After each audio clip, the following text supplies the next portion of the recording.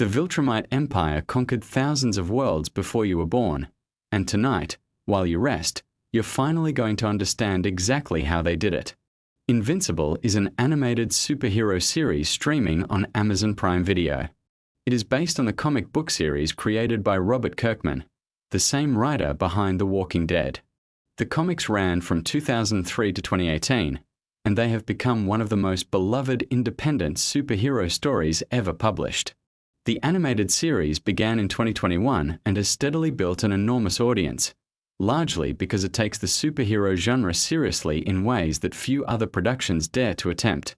It does not shy away from consequences. Characters get hurt. Badly. And the emotional weight of those injuries carries forward into subsequent episodes and seasons, which is something that feels genuinely rare in a genre often defined by its heroes walking away from impossible situations completely unscathed. The central character is Mark Grayson, a teenager who discovers he has inherited extraordinary powers from his father. His father goes by the name Nolan Grayson on Earth, but in the broader universe, he is known as Omni-Man. Nolan is a Viltrumite, a member of a civilization of incredibly powerful beings who have built a vast interstellar empire through conquest and subjugation. On Earth, Nolan presents himself as a hero, a protector, someone who genuinely cares about humanity. And for a long time, he does care. But his mission, the mission given to him by his empire, was always something far darker. The collision between who Nolan actually is and what he was sent to Earth to do forms one of the emotional cores of the entire series. Mark takes the name Invincible as his superhero identity, which carries a lovely layer of irony throughout the story because he is very much vincible.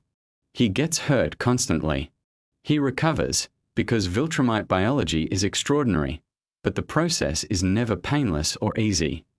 One of the things that makes Invincible stand out as a superhero story is precisely this willingness to show the cost of violence in a way that feels honest. When Mark fights someone genuinely dangerous, you feel afraid for him in a way you rarely feel afraid for more traditional superhero protagonists. The Viltrumites themselves are one of the most fascinating elements of the entire Invincible universe. As a civilization, they believe that everything in existence belongs to them.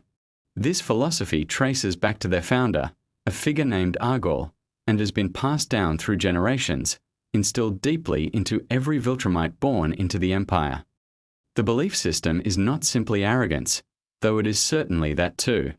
It is a comprehensive worldview, almost a religion, that justifies every act of conquest and domination as a natural expression of Viltrumite destiny.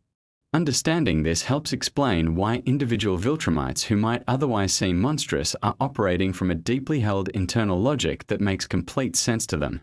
At the top of the Viltrumite hierarchy sits Grand Regent Thrag. He is, without question, the most powerful Viltrumite in the universe. He was raised from birth to embody everything Argol's philosophy represents. He is not biologically descended from Argol, but his relationship to that legacy is arguably more intense than any blood connection could be. He carries Argol's skull as a possession, as something precious and sacred, and speaks to it as though seeking guidance or affirmation. It is one of those character details that tells you everything you need to know about who Thrag is without anyone having to explain it to you directly. He has built his entire identity around being the perfect instrument of Argol's vision. His loyalty is absolute. His brutality is almost incomprehensible. And yet the series is careful never to make him simply a monster. He has a coherent internal world, which is somehow even more unsettling. Opposing the Viltrumite Empire is the Coalition of Planets, a gathering of civilizations who have come together to resist Viltrumite domination. The coalition is led by a figure named Thetis, who turns out to be a Viltrumite himself, one who broke away from the Empire after killing Argol. His history with Thrag is therefore deeply personal. Thrag wants revenge for Argol's death. Thetis wants to dismantle the empire he once served. Their conflict is the kind of antagonism built from shared history and opposing convictions, which tends to produce the most compelling rivalries in storytelling. The Viltrumite War is the large-scale conflict that emerges from this tension. It spans an enormous portion of the known universe, drawing in planets, species, and individuals from across the coalition.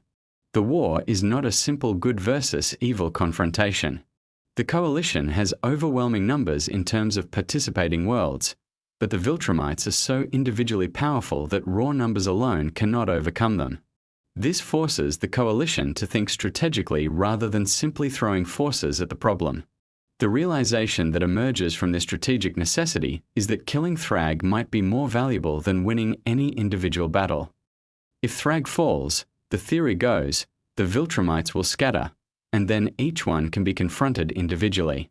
Facing a single Viltrumite is still an extraordinary challenge, but it is a manageable one. Facing them as a unified force under Thrag is something else entirely. Among the characters fighting alongside the coalition, a few deserve special attention. Alan the alien is a fan favorite, a remarkably resilient character with a unique biological quirk that makes him more powerful each time he nearly dies. His body literally evolves in response to near-death experiences, developing new capabilities to handle threats that almost killed him before. The catch, of course, is that he has to survive those near-death experiences for the evolution to kick in. This makes his role in dangerous situations genuinely tense because you are always aware that the line between evolution and actual death is a very fine one. Tech Jacket is another member of the Coalition's more capable fighters, a character who relies on advanced technological equipment rather than innate biological power. The dynamic between Alan and Tech Jacket provides some of the lighter moments in what is otherwise a very intense storyline, including stretches where they pass time playing video games generated on the fly by Tech Jacket's suit. It is a small human touch in an otherwise cosmic conflict, and it works beautifully. Battle Beast is perhaps the purest distillation of a particular kind of character archetype. He loves fighting, not in an aggressive or angry way, but with genuine, almost childlike enthusiasm. If anyone in the middle of an interstellar war can be said to be having a good time, it is Battle Beast. He is voiced by Michael Dorn, who longtime Star Trek fans will immediately recognize from his years playing Worf in The Next Generation. The casting choice is inspired because Dorn's distinctive voice brings exactly the right combination of weight and gravitas to a character who could easily come across as ridiculous but instead becomes genuinely compelling. Omni-Man's journey throughout the series is one of the most emotionally complex arcs in recent animated television. He began as a villain, or at least as someone executing a villainous mission, but the series has consistently refused to let that be the final word on who he is. His relationship with Earth, with Mark's mother Debbie, with Mark himself, has genuinely changed him. He is not simply a former villain performing redemption for narrative convenience. His change feels earned, rooted in years of genuine connection and love that could not ultimately coexist with what his empire wanted from him. When he fights alongside Mark rather than against him, it carries enormous emotional weight because of everything we know about the distance they had to travel to arrive at that point. His relationship with Oliver is another dimension of this. Oliver is Nolan's son from a relationship he had on a planet called Thraxa.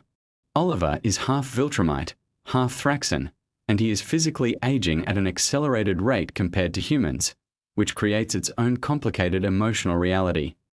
When he was born, Nolan made a comment that suggested Oliver and his Thraxan mother were a mistake, something Oliver clearly heard and internalized. So when Nolan and Oliver are thrown together while Mark is recovering from his injuries sustained in a brutal fight with Conquest, there is real unresolved pain between them. What unfolds over the weeks of Mark's recovery is a slow, careful process of two people working through resentment and hurt towards something that might eventually resemble a real relationship. The series handles this patiently and honestly. Conquest deserves a moment here. He is one of the most formidable opponents Mark faces. He is a Viltrumite of extreme intensity, someone whose dedication to the Empire borders on fanatical. He is not thoughtful or conflicted. He commits absolutely to what he believes.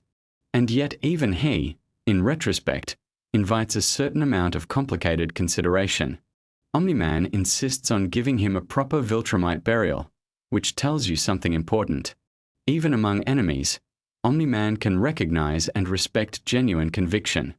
The question the series subtly poses is whether Conquest, under different leadership and a different moral framework, could have been something other than what the Empire made him. It is not an easy question, and the series does not pretend it is. Mark kills Conquest in their fight, though because he was unconscious during parts of it and disoriented afterward, he is not immediately certain of this.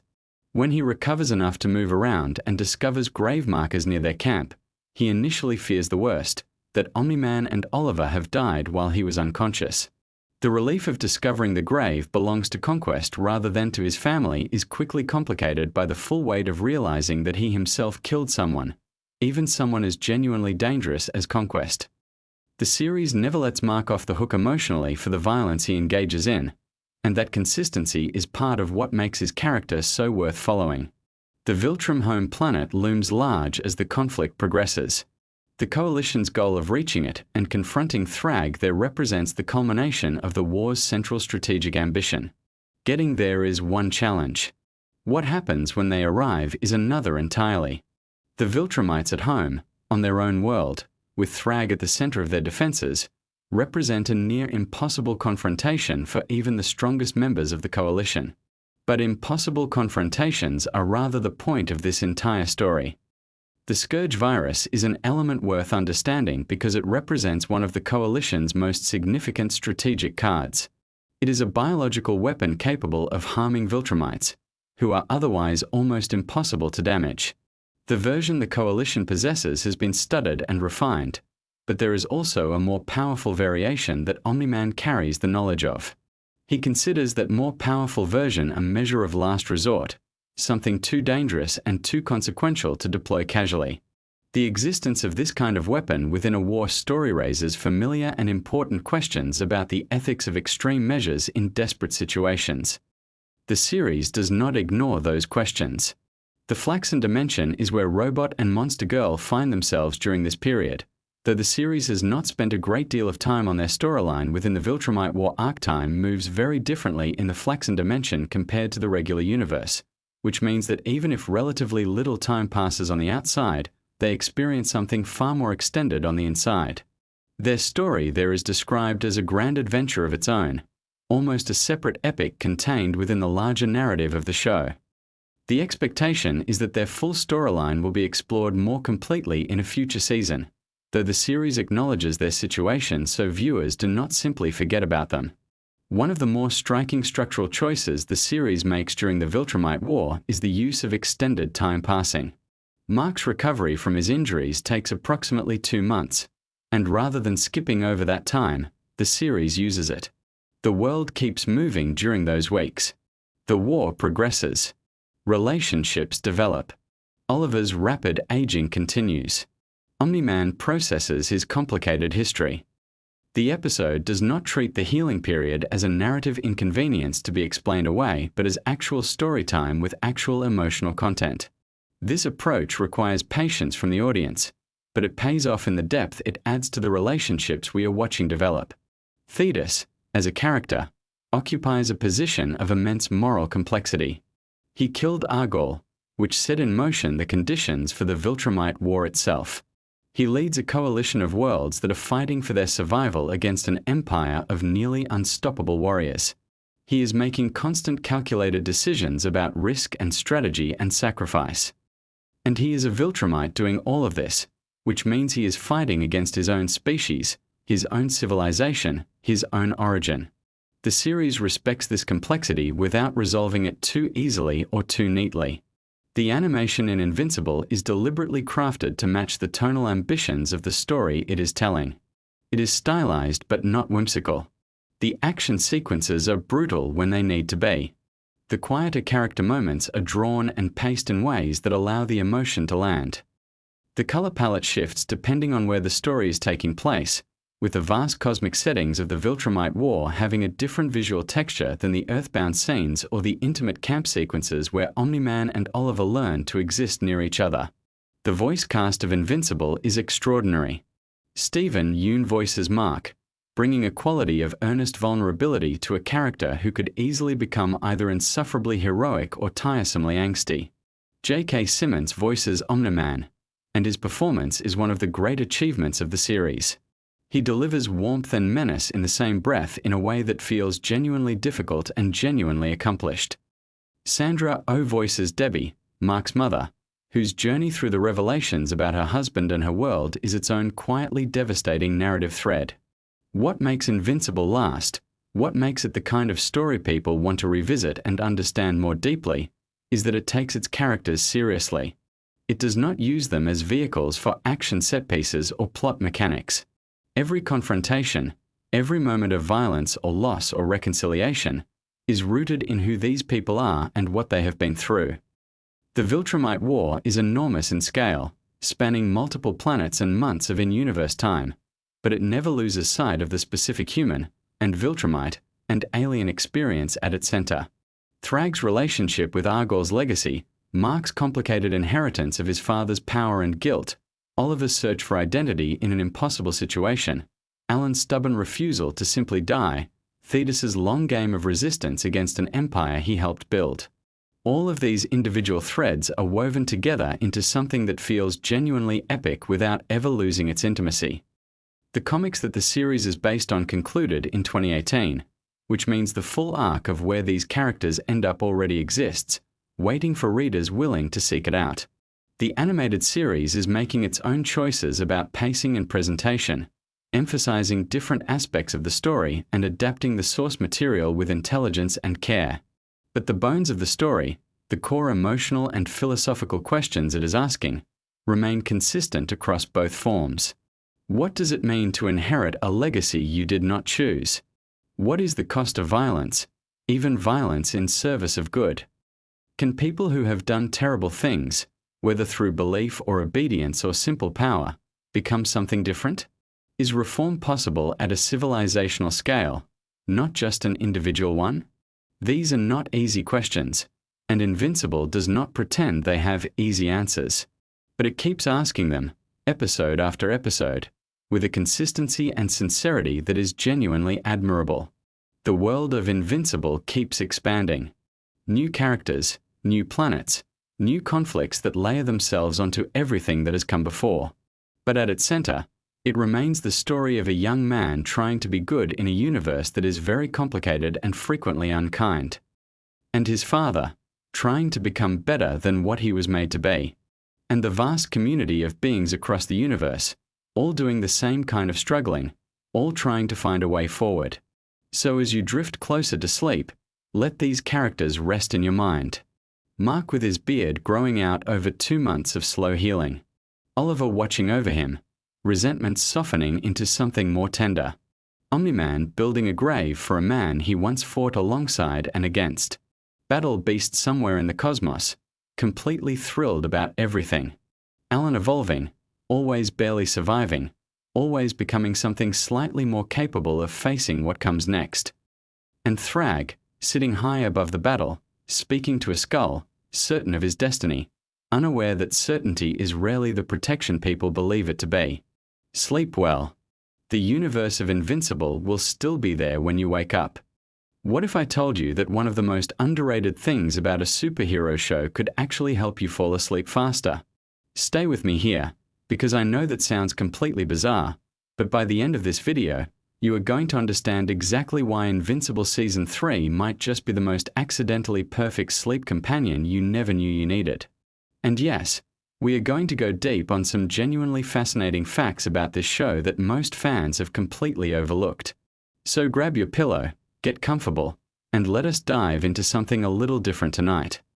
Invincible has been one of the most talked about animated shows on Amazon Prime Video for the past few years now, and Season 3 took everything up several notches. But here is the thing that most people miss when they are watching it in the middle of the day, stressed out, fully caffeinated and paying attention to every single brutal fight scene. The show has layers. Deep, slow-burning, emotionally complex layers that actually work really well as background audio or as a wind-down watch if you approach it the right way.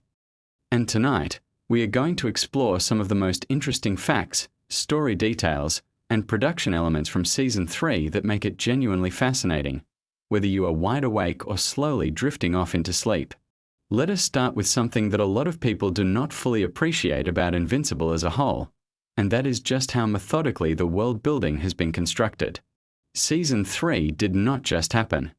The creative team behind this show spent an enormous amount of time building towards specific payoffs that were seeded way back in Season 1. When you are watching Season 3 and things feel like they are finally clicking into place, that is not an accident. That is intentional, layered storytelling that rewards patience. And there is something genuinely soothing about knowing that when you revisit this season, every small detail you might have missed is going to reveal itself to you like a puzzle piece finding its spot. The voice cast in Season 3 continued to be one of the most impressive assemblies of talent in animated television. Steven Yeun brings Mark Grayson to life with this quiet intensity that actually has a really calming quality to it during the slower scenes. His voice carries this kind of tired determination, and honestly, there is something very relatable about that energy, especially late at night. When Mark is processing the weight of being invincible, of carrying responsibilities that feel impossible, his conversations have this hushed, exhausted quality that does not demand your full alertness. It meets you where you are. And speaking of voice performances, J.K. Simmons as Omni-Man is just extraordinary in this season. Without giving away every detail, the dynamic between Nolan and Mark in Season 3 reaches emotional depths that the earlier seasons were building toward. What is interesting is that Simmons brings this low, measured, almost contemplative quality to Nolan in the quieter moments. The character has evolved significantly from a shocking figure we met in Season 1, and that evolution is reflected in the way his voice has softened in certain scenes. There is a gravity to his presence that, in the right setting, feels almost like hearing a very complicated bedtime story being told by someone who has lived through extraordinary things.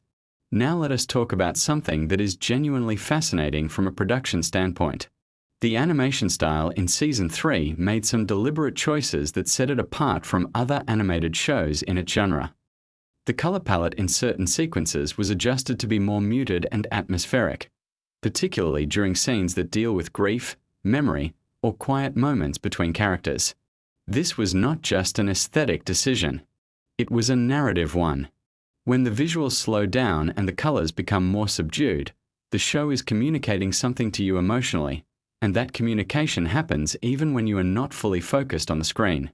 There is a certain rhythm to how Invincible tells its story that becomes almost meditative when you know what to listen for. The show alternates between periods of intense action and these really long stretches of character conversation and emotional processing. And it is actually those quieter stretches that make up a significant portion of Season 3. Characters sitting with their feelings. Characters talking through impossible choices. Characters being human, or whatever version of human they can manage to be, given everything they have experienced. Those stretches are genuinely calming to listen to. One of the most interesting facts about Season 3 is how it handled the theme of identity under pressure. Mark Grayson spends a huge portion of this season wrestling with who he is supposed to be versus who he actually wants to be. And that is a theme that resonates on a really deep level because most of us have felt some version of that tension in our own lives. We have all felt the weight of expectations that do not quite fit who we are. Listening to Mark navigate that, even half asleep, can feel surprisingly therapeutic. The show is essentially walking you through a very long, very dramatic therapy session with a superhero. The writing team for Season 3 drew heavily from the source material, Robert Kirkman's comic book series, but they also made some really thoughtful adaptations that changed certain storylines to work better for television. One of the interesting choices they made was to slow down some of the more emotionally significant moments and give them more room to breathe than the comics did. In a comic, you might get a few panels for a conversation that matters. In the show, that same conversation might stretch over several minutes, with long pauses, careful expressions, and music that fills the space between words. Those extended emotional moments are exactly the kind of thing that works beautifully as sleep audio. Let us talk about the music for a minute, because the score for Invincible Season 3 is genuinely underappreciated. The composers working on this show understand that a superhero story is only as powerful as its quieter moments, and the music they wrote for those moments is really something. There are pieces in the score that are built around slow string arrangements and gentle piano figures that would not feel out of place in a meditation playlist. The contrast between the intense action music and the softer, more reflective pieces is one of the things that gives the show its emotional texture, and it is also one of the reasons that certain episodes feel genuinely relaxing to revisit after you have seen them for the first time. The show does something really clever with its pacing that I want to highlight because it is relevant to why it works so well as a wind-down experience. Invincible Season 3 tends to open its episodes with something intense or confrontational, but then it spends the majority of the episode processing the aftermath of that intensity. So if you are using the show as a sleep companion, you might experience a little bit of adrenaline at the start of an episode and then gradually descend into a much calmer, more reflective space as the episode progresses.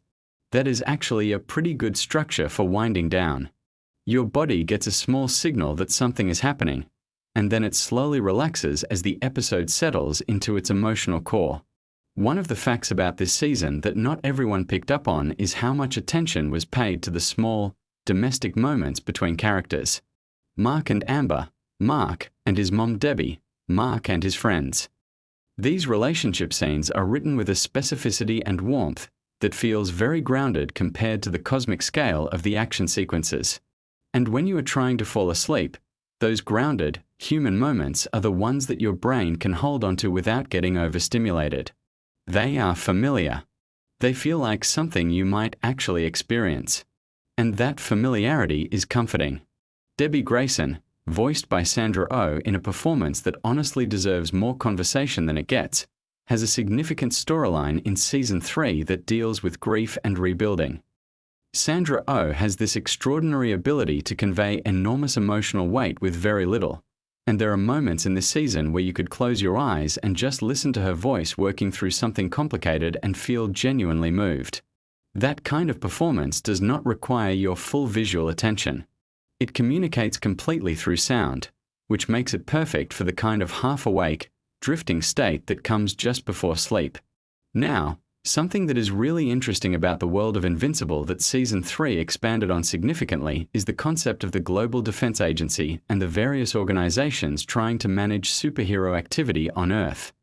These scenes, which deal with bureaucracy, strategy, and long-term planning, are honestly some of the most gently stimulating content in the show. They are interesting enough to give your brain something to process, but not so intense that they keep you fully alert. Cecil Stedman, voiced by Walton Goggins with this wonderfully dry and measured delivery, is particularly good in these scenes. His voice has an almost hypnotic quality in the right context. Let us talk about something that goes a little deeper into why narrative content works so well for sleep. There is actual science behind the idea that story listening can help you fall asleep. When your brain is engaged with a narrative, it has something to focus on that is not your anxiety, not your to-do list, not the thoughts that tend to spiral when you are lying in the dark. The narrative gives your mind a gentle track to follow, and as you get more tired, your grip on that track loosens naturally, and you drift off. Invincible works particularly well for this because the story is complex enough to be interesting but familiar enough, once you have watched it, that nothing is going to genuinely surprise or alarm you. And that brings up another really interesting point about Season 3 specifically. If you are using it as sleep content, there is a real advantage to having already watched it once. Because then you know where the intense moments are, you know the emotional beats, and you can relax into the story rather than feeling any tension about what might happen next. The familiarity acts like a comfort blanket. You are not watching to find out what happens. You are watching to spend time in a world you already know. The character of Adam Eve had some really beautiful moments in Season 3 that are worth highlighting, both because they are genuinely great storytelling and because they have this quality of calm introspection that serves the sleep-watching experience well. Adam Eve has always been one of the most thoughtfully written characters in the show, and the writers in Season 3 continued to give her storylines that deal with purpose, self-worth, and what it means to use your gifts responsibly. These are big themes handled with a quiet seriousness that does not demand heightened attention. You can absorb them passively and still feel like you got something meaningful out of them. One thing that surprised a lot of viewers about Season 3 was how much humor it managed to incorporate without undermining its more serious emotional content. The show has always had this darkly comedic streak running through it, but Season 3 found a slightly gentler version of that humor in certain scenes. There are moments that are just genuinely warm and funny, moments between friends or family that feel light and easy and remind you that even in a show about existential threats and impossible violence, there is room for people to just be people. Those moments of levity are really important for the sleep-watching experience because they release tension without creating more of it. The relationship between Mark and his brother Oliver is something that Season 3 developed in really interesting ways. Oliver, who is half alien and aging at a different rate than a normal human, is at an interesting stage in his development during the season. Watching an older sibling figure out how to guide a younger one through a complicated world is one of those universal human experiences, even when both siblings can fly and one of them is aging at an accelerated rate. That dynamic, played out in quiet conversations and shared moments, has a tenderness to it that is genuinely calming. Another production fact that not enough people talk about is the level of detail that goes into the background design of Invincible. The world that the animators have created is incredibly rich, full of little details that reward close attention but also create a sense of fullness and depth that registers even when you are not actively looking for them. This matters for the sleep experience because a richly detailed world feels safe and complete in a way that a sparse or incomplete one does not. Your subconscious picks up on those signals even when you are not consciously processing them. Let us spend a moment on the cosmic elements of Season 3, because this is where the show does something genuinely interesting from a sleep science perspective. The sequences that deal with the larger universe, with alien civilizations, space travel, and the vast scale of cosmic conflict, have this interesting quality of making human concerns feel very small. And there is actually something quite relaxing about that perspective shift. When the show pulls back to the scale of galaxies and civilizations, your own worries start to feel proportionally tiny. It is a kind of accidental mindfulness, this reminder that the universe is enormous and most of our daily stresses are infinitesimally small by comparison. The Viltrumite mythology that Season 3 explored in greater depth is also fascinating from a pure storytelling perspective. Learning more about the culture, the history, and the internal conflicts of the Viltrumite race adds this epic, almost mythological quality to the show that is really engaging without being stressful. It is the kind of lore that you can sink into, like the appendices of a fantasy novel, and just let your mind wander through it without needing to hold on to every detail. Now, there is something I want to address directly, which is the violence question. Invincible is known for being quite graphic in its depictions of violence, and that is definitely something to be aware of if you are planning to use any version of this show as sleep content. Season 3 does have some intense action sequences. However, and this is really important, those sequences are actually not as frequent as the show's reputation might suggest. The show earns its brutal moments precisely because they are surrounded by long stretches of much quieter content. And if you know the episode structure, you can generally anticipate when those moments are coming and adjust accordingly. The fact that the show takes consequences seriously is actually one of the things that makes its quieter moments so effective. When characters are dealing with the aftermath of something terrible, when they are sitting with grief or confusion or guilt, those scenes have real weight because the show has done the work of making the events that cause those feelings feel genuinely significant. That emotional seriousness translates into a kind of gravitas in the dialogue that is really conducive to a calm, reflective headspace. Let us talk about some of the thematic content in Season 3 that is particularly relevant to a sleep and rest context. The season deals significantly with exhaustion. Not just physical exhaustion, though there is plenty of it given that Mark is constantly fighting, but emotional and existential exhaustion. The weight of carrying the world on your shoulders. The toll of constantly being needed. The difficulty of finding rest when there is always something else to handle. These themes are ones that a lot of people watching late at night can connect with deeply, because that is exactly how modern life feels for a lot of us. And there is something validating about watching a character as powerful as Mark Grayson struggle with the same fundamental human need to just stop for a moment.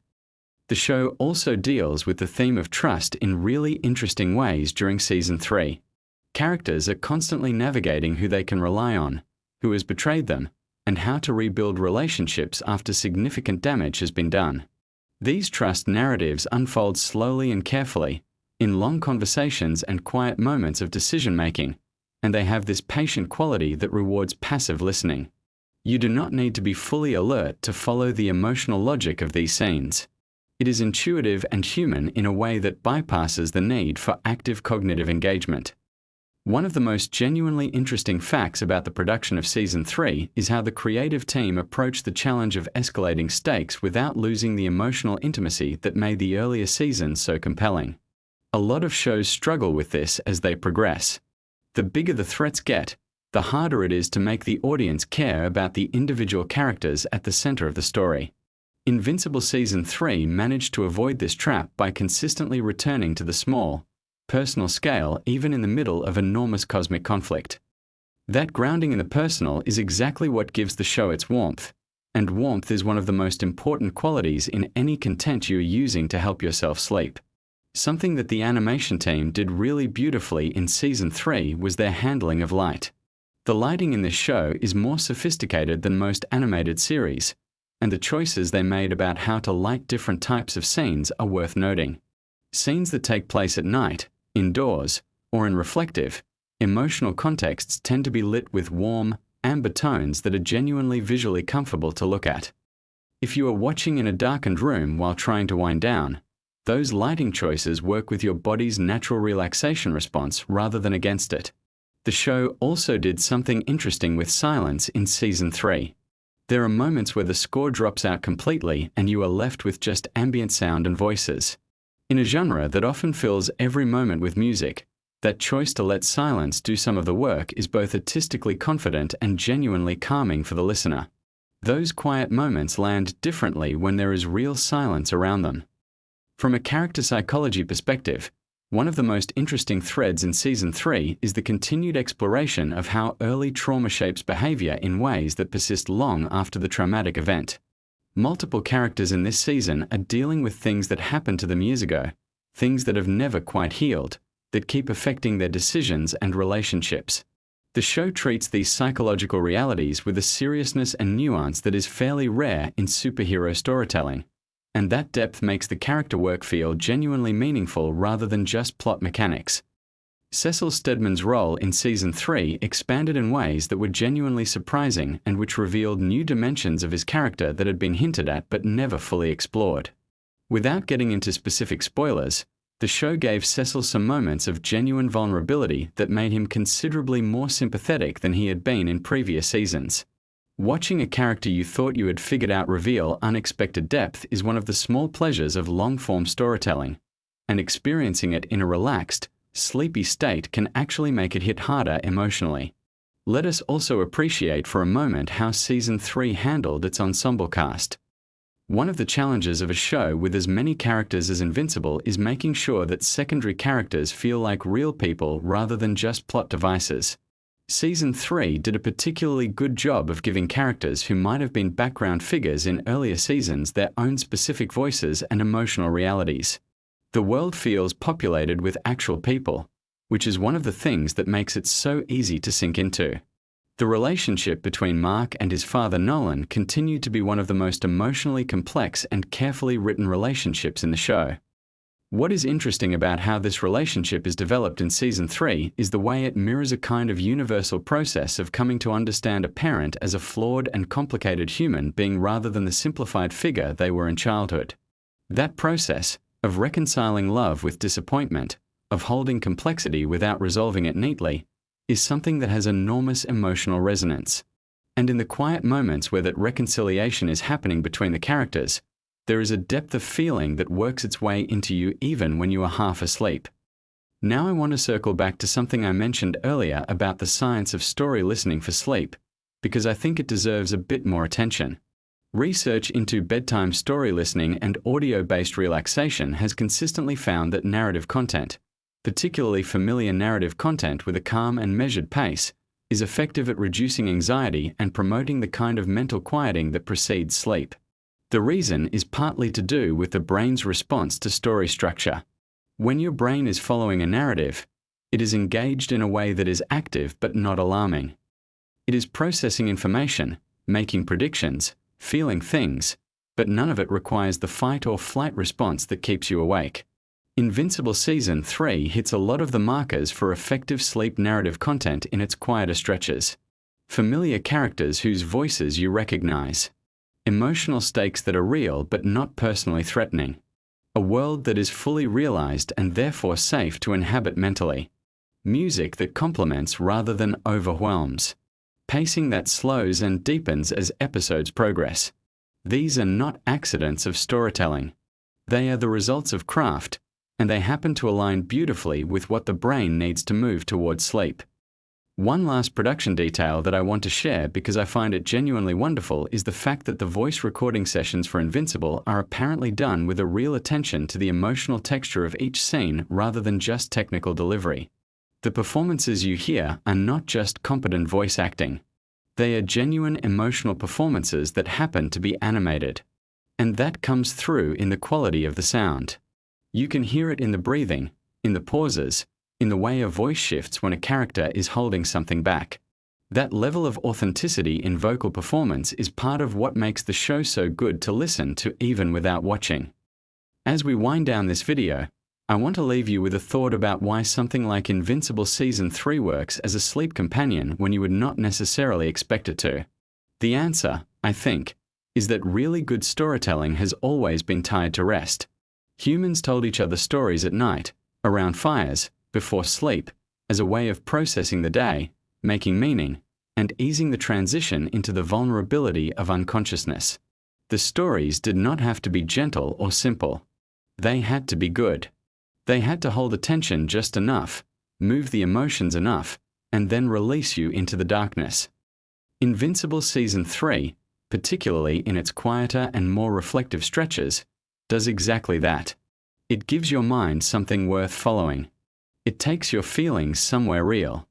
And then, gradually, as the episode settles into its slower rhythms and the characters sit with their complicated feelings in animated rooms lit with warm amber light, it lets you go.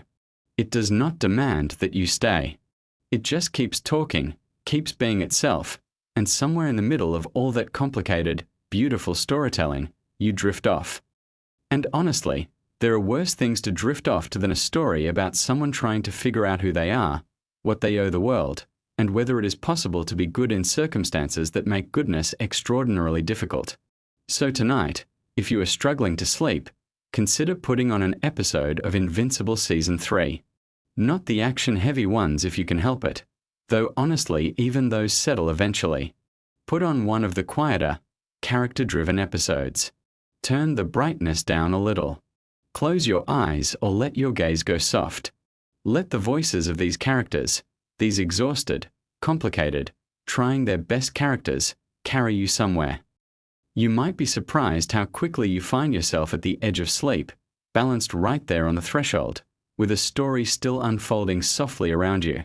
Thank you so much for spending this time here with me tonight. If this kind of video resonates with you, if you like the idea of exploring interesting facts about shows and stories in a way that is designed to help you relax and wind down, then please hit subscribe and let me know in the comments what show or story you would like to explore next. I read every single comment and your suggestions genuinely shape what I make. Sleep well. Take care of yourselves. And remember that rest is not a luxury. It is the foundation of everything else. Good night. Robert Kirkman built two of the most brutal, emotionally devastating fictional worlds in modern storytelling. And the second one, the one fewer people talk about, might actually be the more ambitious of the two. Invincible is an animated superhero series based on a comic book created by Robert Kirkman, the same person who created The Walking Dead. The show follows Mark Grayson, a teenager who inherits superpowers from his father, a man known as Omni-Man, who is secretly one of the most powerful beings in the universe. On the surface, it sounds like a fairly standard superhero origin story. But Invincible has always been far more interested in the complicated, messy, emotional side of what it actually means to have that kind of power. And the deeper you go into its mythology, the more intricate and genuinely fascinating the whole thing becomes. One of the most interesting creative decisions in the show is how it handles the concept of suits and costumes. In most superhero stories, a costume change is just a visual refresh. But in Invincible, the suit Mark wears carries enormous symbolic weight. He started with a yellow and black suit that felt bright, optimistic, and full of hope. Then he transitioned into a darker blue suit, which the show's own creator Robert Kirkman compared to Spider-Man's black symbiote costume. The idea being that when a hero goes through a darker period internally, that darkness manifests visually. The blue suit represented Mark at his most burdened, his most conflicted, his most emotionally heavy. And the return to the yellow suit signals something shifting inside him. A small but meaningful step back toward the version of himself he wants to be. There is something quietly profound about that idea. The notion that what we wear, or how we present ourselves to the world, can reflect where we are emotionally. Most of us intuitively understand this. We have all had days where we just throw on something comfortable because we cannot manage anything else. And we have all had moments where getting dressed with intention felt like a small act of reclaiming ourselves. Invincible just scales that idea up to a superhero universe and makes it part of the story. Let your breathing slow down a little. Feel the weight of wherever you are resting. We have so many more interesting things to talk about. The Invincible universe has a surprisingly deep and layered cosmology. Most superhero stories keep their mythology relatively contained. But Invincible goes somewhere genuinely unexpected with the way it structures reality itself. In the story, the universe has existed through multiple cycles, referred to as ages. The current version of reality that all the characters inhabit is actually the 6th iteration. There were 5 previous versions of existence before this one, each with their own beings, their own civilizations, their own wars. The oldest creatures from the very first age are described as almost incomprehensibly powerful.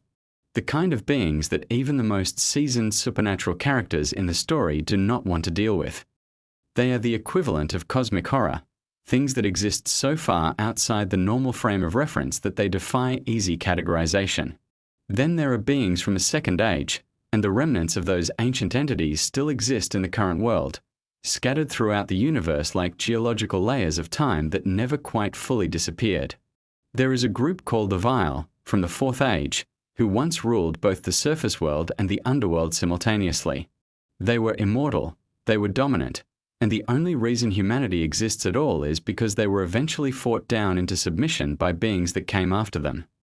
Which leads to one of the more quietly remarkable ideas in Invincible's mythology.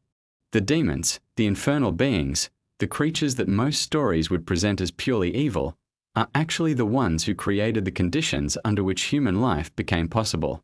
They are, in a very strange and counterintuitive way, the reason the world exists as it does. That kind of moral inversion is something Invincible does constantly. It takes the things you expect to be straightforward and reveals that the reality is far more complicated. Good and bad are rarely where you think they are. Power does not equal virtue. And the history of any civilization, even a fictional one built across 6 ages of reality, is always messier and more ambiguous than the clean narrative versions we tell ourselves. Let that thought settle. 6 versions of reality, each one ending, each one giving way to something new.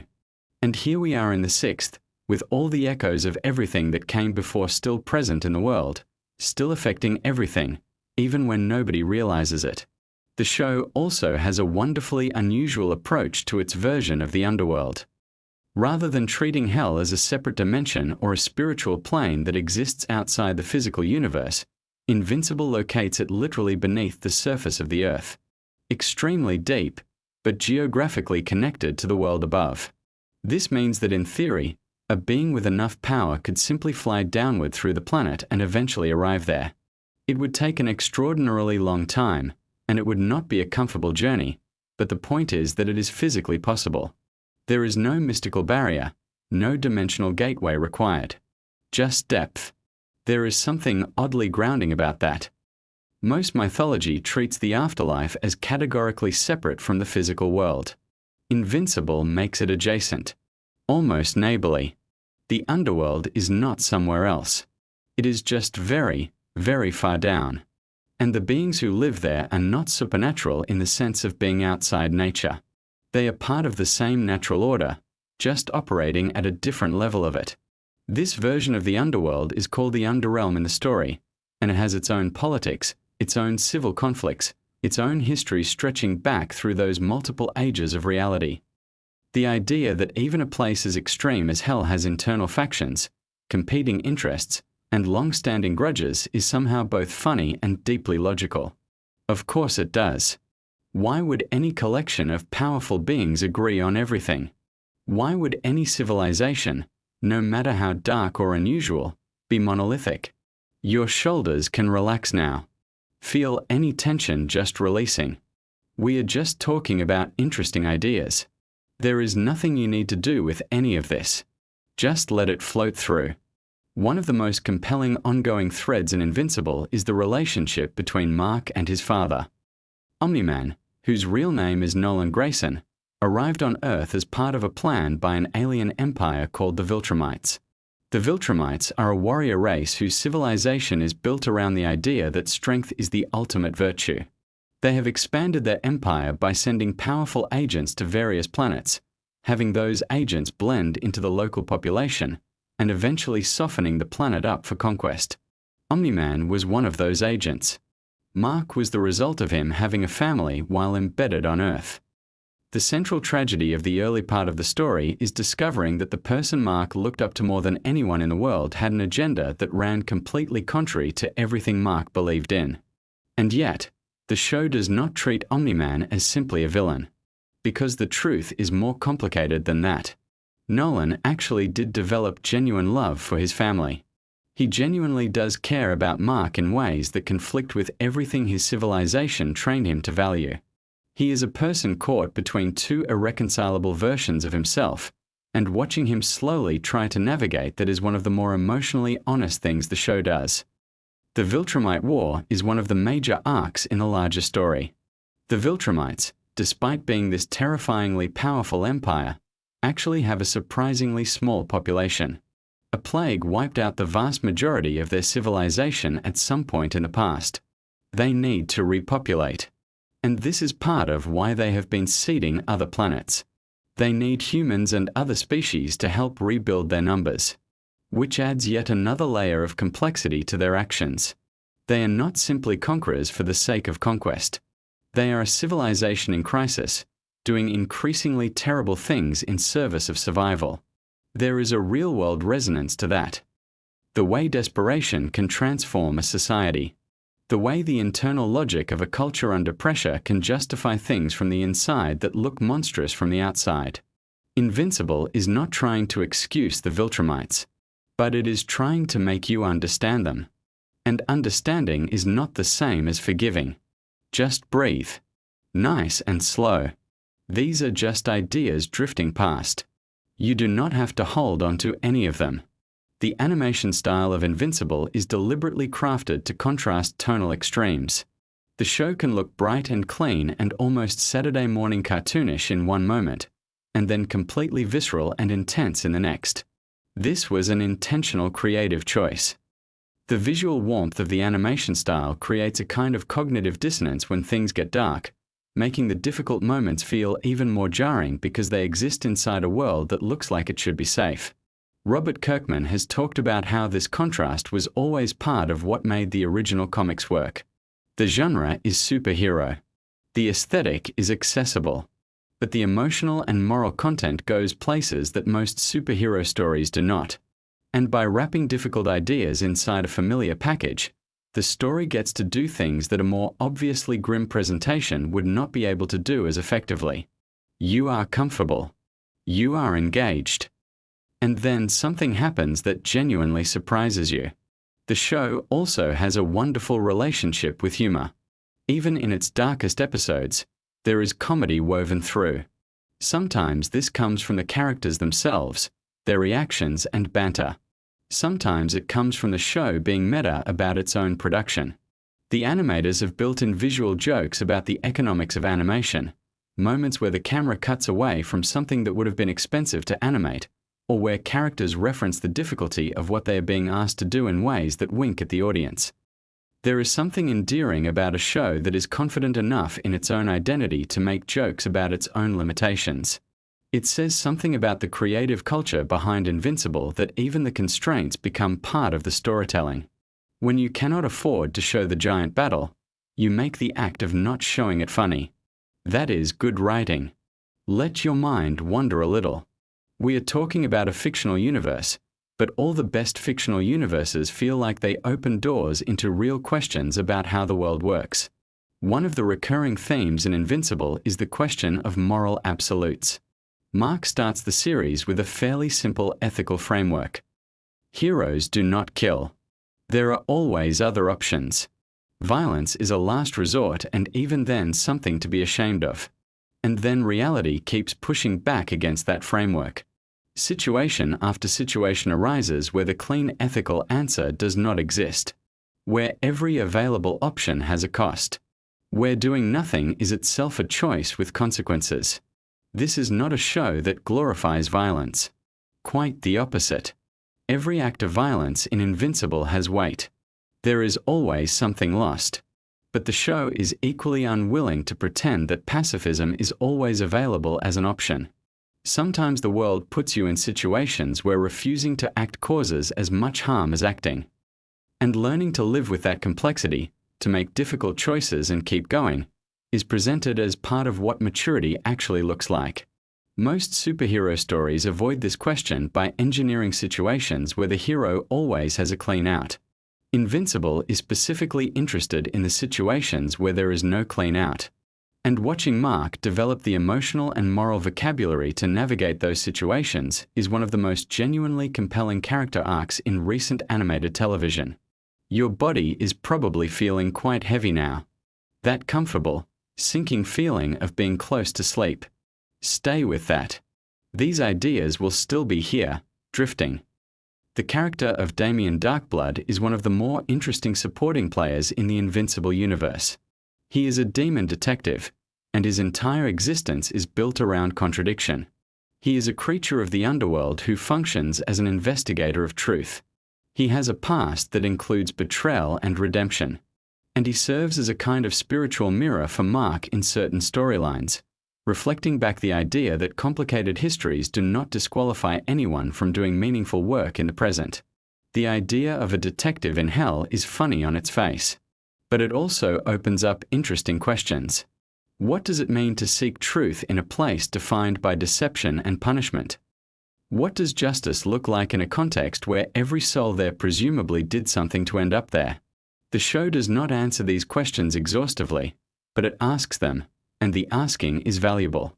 There is a moment in the story where Damien gives Mark something that functions as the highest compliment he can offer. He tells Mark there is a detective inside him.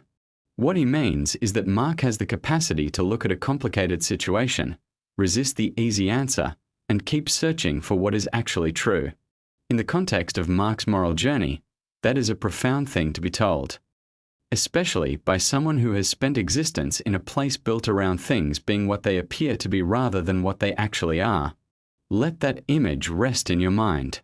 A detective in hell, looking for truth in the most unlikely place. Sometimes that is what growing up feels like too. Trying to find something solid and real in situations that seem designed to obscure it. The world building in Invincible extends beyond the supernatural. The Viltrumite civilization has its own history, its own culture, its own internal logic. Their obsession with strength is not simply arrogance. It is the product of a species that survived by being the most powerful force anywhere they encountered. Their values formed around that survival pressure and calcified over millennia into something that looks from the outside like cruelty but feels from the inside like pragmatism. They believe weakness is genuinely dangerous, not just for individuals but for civilizations. And their history gives them some evidence for that belief, even if the conclusions they draw from it are ones most people would reject. Understanding how a culture's values emerge from its history is one of those endlessly interesting threads to pull on. Every value system makes sense from inside itself. The question is always what assumptions are built into the foundation, what experiences shape those assumptions, and whether those assumptions still apply in the world as it currently exists. Invincible uses the Viltrumites to make that question tangible and dramatic. Your breathing is slow and even. There is no rush. The story will still be there whenever you want to return to it. One of the smaller but genuinely charming details of the Invincible universe is the way it handles the existence of monsters. Not narrative monsters or metaphorical monsters, but actual large creatures that appear throughout the story. The explanation for these beings is that they are remnants, leftover traces of previous ages of reality. The universe has reset itself multiple times, and each time it does, not everything from the previous version simply vanishes. Some things persist. Some things survive the transition. The older the creature, the more powerful it tends to be.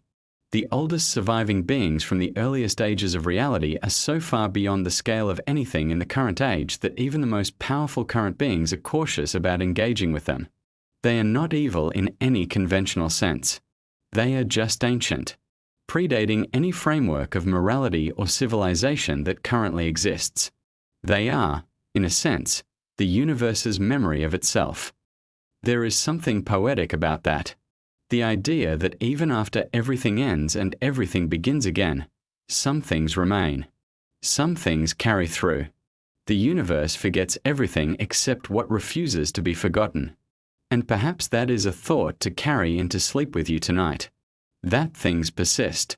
That the interesting, complicated, layered history of anything, a civilization, a universe, a person, does not simply vanish. It accumulates. It echoes. And sometimes those echoes are the most important part. Invincible is a show that takes superhero storytelling seriously while never losing its sense of play. It builds a universe with genuine depth and then populates that universe with characters who feel like they have real interiority, real histories, real contradictions. The moral questions it raises are not simple. The answers it offers, when it offers them, are not clean. But that is what makes it interesting. That is what makes it worth paying attention to. The Viltrumite war that looms over the current story is not just a military conflict. It is a reckoning. For Mark, for Nolan, for the whole question of what Earth is and what it deserves to be. The stakes are not just physical. They are existential in the most literal sense. And the way the story is building toward that reckoning, layering in mythology and character development and moral complexity, suggests that whatever comes next will be worth the wait. But for now, there is nothing you need to do about any of that. The story will unfold in its own time. The Viltrumites will have their war. Mark will figure out who he is. Damien Darkblood will investigate whatever needs investigating. And somewhere deep beneath the surface of a fictional Earth, in a place called the Underrealm that is not quite hell and not quite anywhere else, beings from the fifth age of reality will continue their ancient conflicts. You can let all of that drift now. Let the images go soft. The yellow suit. The deep fall. The old monsters sleeping in the dark. The sixth version of reality, carrying all the echoes of the five that came before. There is something reassuring about a story that takes its own mythology seriously. That builds something with enough depth that even the corners of it are interesting. That treats its audience as capable of caring about complicated things. And there is something reassuring too about the idea at the center of Mark's arc. That it is possible to go through very dark periods and come back. That the yellow suit was always there, kept waiting, because the person who made it believe that eventually the one who needed it would find their way back to it. That is a good thought to rest with. Things kept in good faith. Things waiting patiently. People finding their way back to who they want to be, one small decision at a time. Sleep well. The universe is very large and very old and very interesting, and it will all still be there when you wake up. Robert Kirkman built one universe where civilization collapses, and another where a teenage boy discovers his father has been lying to the entire human race. Settle in, because the second one is far stranger than the first.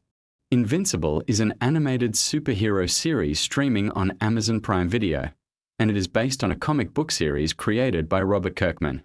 If that name sounds familiar to you, it should, because Robert Kirkman is also the mind behind The Walking Dead.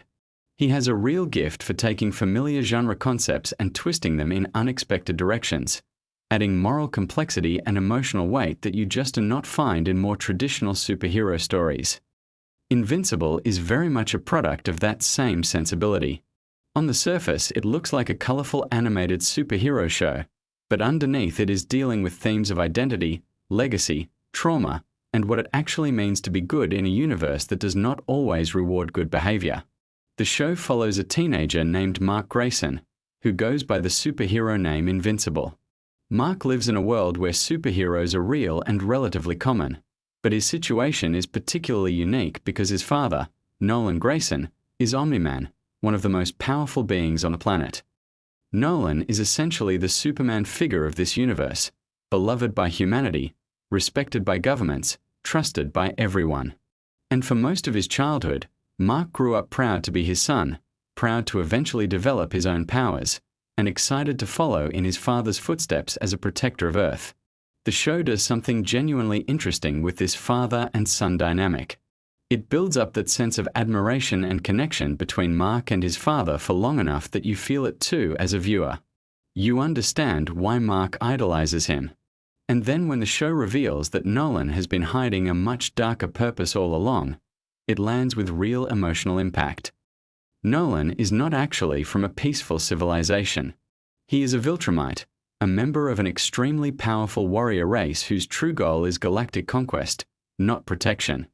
The Viltrumite civilization is one of the most compelling elements of the entire Invincible story. These are beings of extraordinary physical power, capable of surviving in space, flying at tremendous speeds, healing from almost any injury, and living for thousands of years. Some Viltrumites in the story are tens of thousands of years old. One character named Argol is noted to have been around 12,000 years before the events of the story, and he would have lived considerably longer if circumstances had not cut his life short. For Viltrumites, a human lifetime is barely a blip on the timeline. 1,000 years is something they can wait through with patience, treating it as a minor inconvenience rather than an eternity. This longevity is part of what makes the Viltrumite threat so difficult to deal with. They are not in a rush. They can afford to play long games, to plan across centuries, to let things develop slowly in their favor. And this is central to one of the most significant storylines in the show, which involves something called the Great Resurgence. The Great Resurgence is essentially a grand plan for cultural and biological survival. After a devastating conflict reduces the number of pure Viltrumites to a very small group, the remaining warriors are ordered to spread out across Earth, integrate themselves into human society, have children, and rebuild their population from within. The idea is that Viltrumite genetics are so dominant that even half Viltrumite children will carry the strength, speed, and longevity of their Viltrumite parent. Over generations, this would gradually increase the number of Viltrumite-capable beings in the galaxy without requiring a direct military campaign. The number of Viltrumites involved in this plan is specifically confirmed to be 37. 37 individuals scattered across an entire planet, doing their best to blend in with the billions of humans around them. And remarkably, they do a very good job of it. Even sophisticated surveillance systems fail to detect them initially. They take on ordinary lives, ordinary routines, and ordinary social interactions, which for beings who are used to being conquerors and warriors is quite the adjustment. One of the more quietly amusing aspects of this storyline is how differently each Viltrumite handles the task of assimilation. Some take to it more naturally than others. One character named General Craig seems to adapt almost immediately, throwing himself into human life with genuine enthusiasm. He picks up human habits, finds enjoyment in simple pleasures, and shows every sign of someone who has no interest in ever returning to a life of conquest.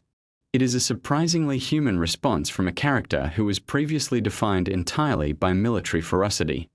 Meanwhile, the character of Anissa faces her own version of this adjustment. Anissa is a Viltrumite warrior who in her natural state is someone you absolutely do not want to encounter on a bad day. The idea of her being instructed to be pleasant, sociable, and non-threatening to the humans around her is inherently loaded with tension. And the show uses that tension well, showing us just how much discipline it takes for someone like her to operate within these new expectations. The architect of all this is Thrag, who holds the title of Grand Regent of the Viltrumite people. This is the highest position among his civilization, and it comes with a very specific mandate. Thrag's primary responsibility, above everything else, is ensuring the survival of the Viltrumite species. That is his purpose, his identity, and the lens through which he views every single decision he makes. When he tells Mark that his role is to guarantee the continuation of his people, he is not speaking dramatically for effect. He genuinely means it in the most literal sense possible. Everything he does traces back to that mission. This creates an interesting dynamic with Mark, whose role becomes increasingly complicated as the show progresses. Mark is half Viltrumite himself, the son of Nolan, and therefore carries that same genetic heritage. Thrag at one point refers to Mark as a kind of Viltrumite savior, someone who, whether he likes it or not, has become central to the survival and continuation of his father's people. This is not a position Mark sought out or is comfortable with, but it is the reality he finds himself in. Mark's struggles in the show are not just external conflicts with powerful enemies. A significant portion of what makes his character compelling is the internal battle he wages with his own anxiety and trauma. As the story progresses through its later seasons, Mark begins experiencing vivid and disturbing hallucinations, particularly around the presence of Thrag. These are not simple nightmares he can shake off in the morning. They bleed into his waking life, into conversations with people he loves, into ordinary moments that suddenly become terrifying. He watches people around him be destroyed in his imagination while trying to hold a normal conversation with them. This psychological deterioration is handled with real care in the show. It does not just exist as a dramatic device. It reflects something true about what happens to a person who has been through sustained trauma and who is carrying the weight of decisions that affect billions of lives. Mark is a teenager, essentially, who has been thrust into circumstances that would be difficult for seasoned veterans to navigate, let alone someone still figuring out who he is. His relationship with Eve, known more formally as Atom Eve, is one of the emotional anchors of the series.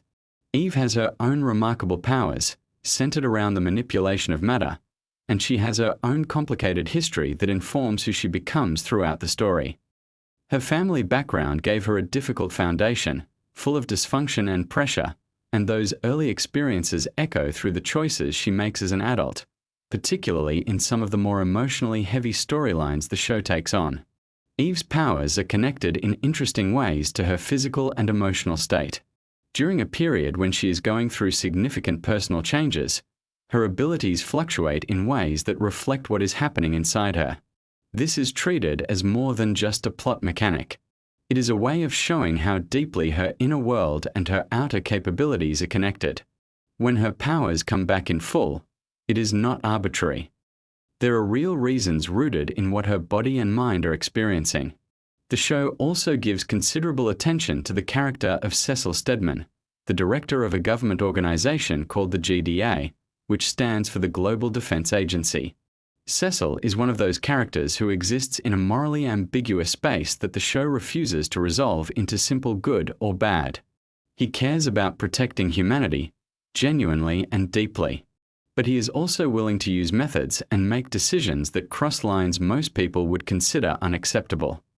His relationship with Mark and with Omni-Man is built on mutual suspicion and occasional cooperation, neither side fully trusting the other, both sides needing each other anyway. When Cecil discovers that 37 Viltrumites have been living among the human population without detection, his reaction is one of genuine shock and anger.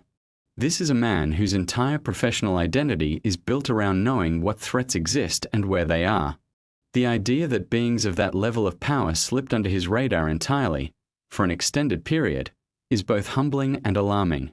It forces a recalibration of what he thought he was capable of monitoring. On the cosmic side of things, the show introduces viewers to a much larger universe through storylines involving the Coalition of Planets, a multi-species alliance that exists partly in opposition to Viltrumite expansion. A character named Alan, the alien, plays an increasingly important role in the Coalition's leadership, and his arc involves grappling with enormous moral decisions. At one point, he comes into possession of something called the Scourge virus, a biological weapon specifically engineered to be lethal to Viltrumites. The terrible catch is that because Viltrumite genetics have now mixed with human genetics, using the virus would also threaten billions of innocent people. This is exactly the kind of dilemma that Invincible loves to present. There is no clean answer. Using the virus could solve one problem while creating a catastrophe of entirely different proportions. Not using it leaves a threat in place that has the potential to reshape the future of Earth. Alan, for all that he is now in a position of significant authority, is fundamentally a decent person trying to do the right thing in a situation where right and wrong have become deeply entangled. The show also has a storyline involving two heroes named Robot and Monster Girl, who become trapped in another dimension entirely. This dimension, called the Flexen dimension, has a different relationship with time than the regular universe. Time moves significantly faster there, meaning that while very little time may pass for people in the main world, Robot and Monster Girl are experiencing much longer stretches. The adventures and experiences they accumulate there are extensive, and the process of eventually understanding and communicating what happened to them becomes its own narrative challenge. Efforts by the GDA to open a portal to the Flexen dimension in order to rescue them prove complicated and occasionally dangerous, as these kinds of interdimensional experiments tend to be.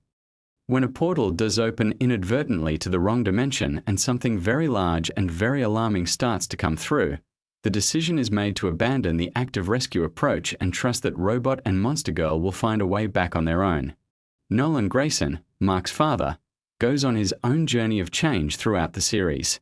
His path from feared antagonist to something more nuanced is one of the show's longer arcs. He is not simply redeemed in a neat way. The process is slow, contested, and complicated by the fact that the harm he caused cannot be undone. Characters who were hurt by what he did do not simply forgive him because he has started behaving differently. Debbie, Mark's mother, in particular has to work through years of grief, anger, and betrayal before anything resembling reconciliation can even begin to be considered. The truce that eventually forms between Earth and the Viltrumites is not a comfortable peace. It is a negotiated standoff where both sides understand clearly what the other is capable of and neither wants the alternative. Mark agrees to allow the Great Resurgence to proceed, meaning the Viltrumites continue their project of integrating into human society and having children. In exchange, they do not destroy the planet. One of the specific conditions of this arrangement is that the Viltrumites will not intervene to help Earth if other threats arise, which, given how frequently threats arrive in this universe, is not a trivial concession. The show treats this truce with appropriate ambiguity. It is not presented as a victory in any triumphant sense. It is more like Mark looking at the available options and selecting the one that keeps the people he loves alive in the immediate future, while creating a set of complicated long-term consequences that he will have to live with. When Thrag suggests that Mark has become a savior for the Viltrumite people, there is something genuinely uncomfortable about that framing, because Mark has not chosen that role and does not particularly want it. Throughout all of this, the show maintains its interest in the supporting cast and their own individual stories. William, Mark's closest friend, has moments that ground the narrative in something more ordinary and relatable. The contrast between the cosmic scale of what Mark is dealing with and the more personal human concerns of the people around him is something the show handles with skill. Not everyone in Mark's life can fully comprehend the scope of what he is navigating, and that gap creates its own kind of loneliness. The animation style of Invincible is deliberately constructed to lull you into a certain sense of familiarity before it disrupts that comfort. It is bright and detailed, with character designs that feel welcoming and expressive. And then when violence or darkness arrives, which it does in this show, it hits harder because of the contrast. The creative team has spoken about this as an intentional choice rooted in how the original comics worked. The artwork in the comics had a clean, almost cheerful quality that made the darker moments land with more force. Robert Kirkman completed the Invincible comic book series some years before the animated show caught up to those storylines, which means the destination of these characters is already written down somewhere. Readers of the comics know how things ultimately resolve for Mark, for Nolan, for Eve, and for the larger universe they inhabit. But the show adapts and adjusts as it goes, adding new sequences, altering pacing, and occasionally changing the specifics of how events unfold while maintaining the emotional core of what the comics established. The show has been renewed through its 5th season, with discussions about additional seasons likely happening behind the scenes at Amazon.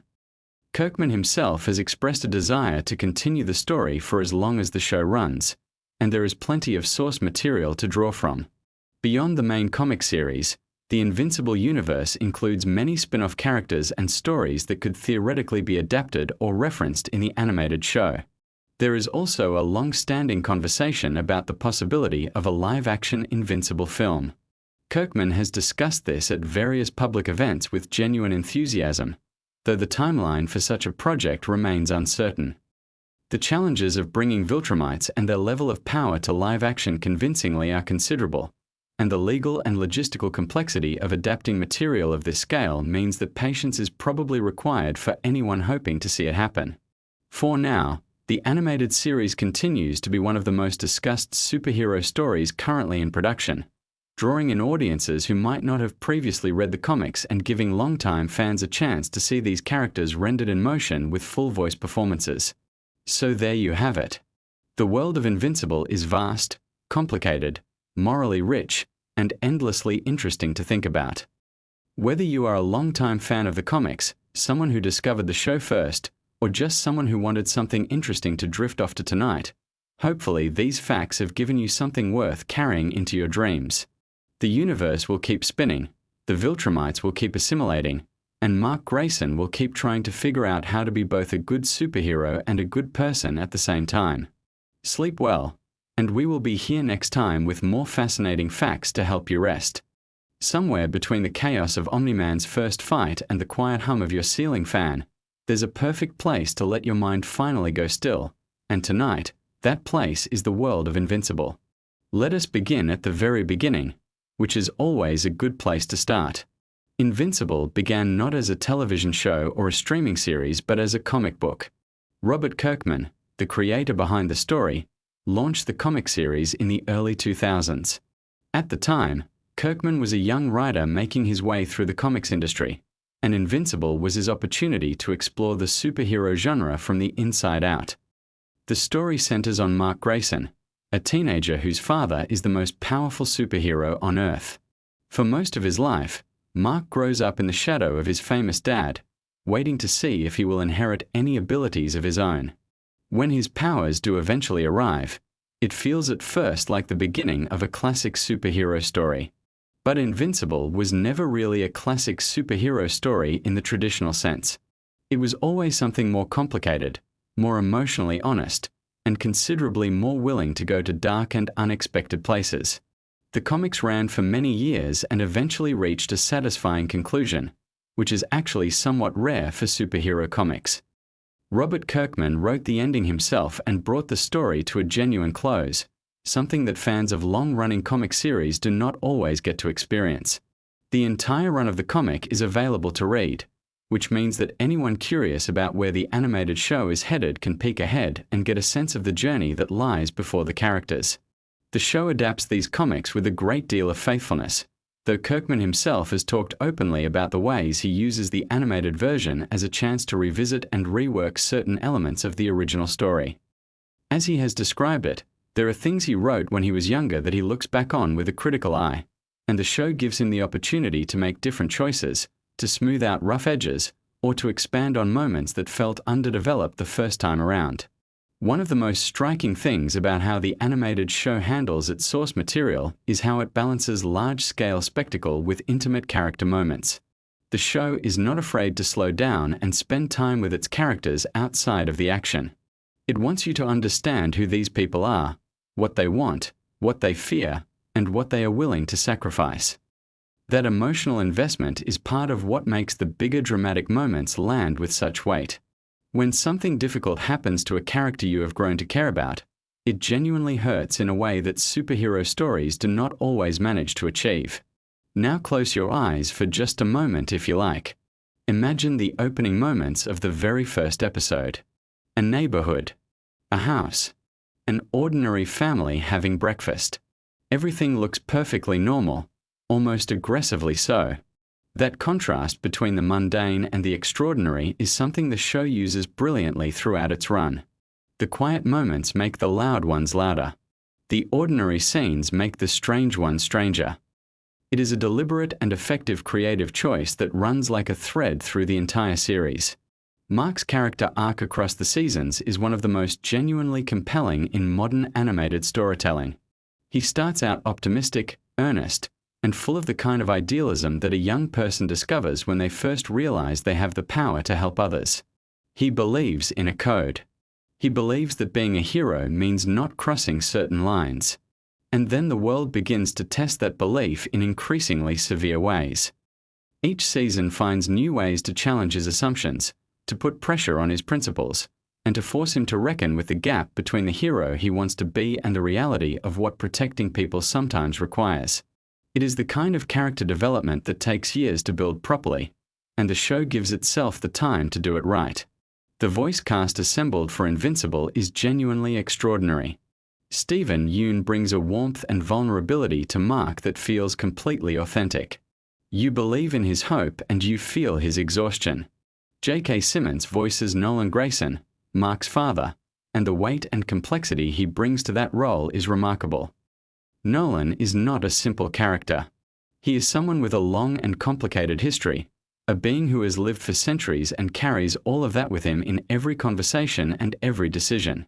The way the show explores his relationship with his son, the layers of love and betrayal and eventual reconciliation, is some of the finest dramatic writing in recent animation.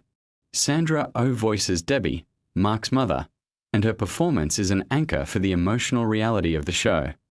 While the superhero elements involve cosmic battles and alien empires and interdimensional conflicts, Debbie's story is fundamentally about a person whose life was built on a foundation that turned out to be something other than what she believed.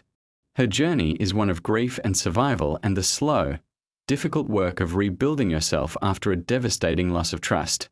The show takes her seriously as a character, giving her storylines and development that go well beyond what the original comics provided, which is one of those deliberate additions that Kirkman has embraced as a way of enriching the story. The animation style of Invincible is distinctive. It leans into a certain kind of comic book aesthetic while also committing to moments of real visual intensity. The action sequences do not shy away from consequence. In the superhero genre, there has historically been a tendency to sanitize violence, to make the battles feel exciting and consequence-free. Invincible takes a different approach. The physical reality of these conflicts is made apparent. Characters get hurt. Environments get destroyed. The stakes feel genuine because the show is willing to show you what those stakes actually mean. This commitment to consequence is part of what gives the show its distinctive emotional texture. Let your breathing slow a little as we move deeper into the world of the series. Think about the Viltrumite civilization, the alien empire that forms the backbone of the larger conflict in the story. The Viltrumites are a warrior race, incredibly powerful, nearly immortal, with a civilization built on conquest and the belief that their way is superior. They are not cartoonishly evil in the way that some alien villain races in stories can be. They have their own logic, their own history, their own deeply held beliefs about order and strength and the purpose of the universe. What makes them genuinely frightening is not just their power but the sincerity of their conviction. They believe they are right. That kind of ideological certainty, combined with essentially limitless physical capability, makes for a formidable and fascinating antagonist. The character of Thrag, who emerges as a major figure in the later arcs of the story, is one of the most impressive villains in the entire series. He is not loud or theatrical about his menace. His threat is understated, cold, and deeply serious.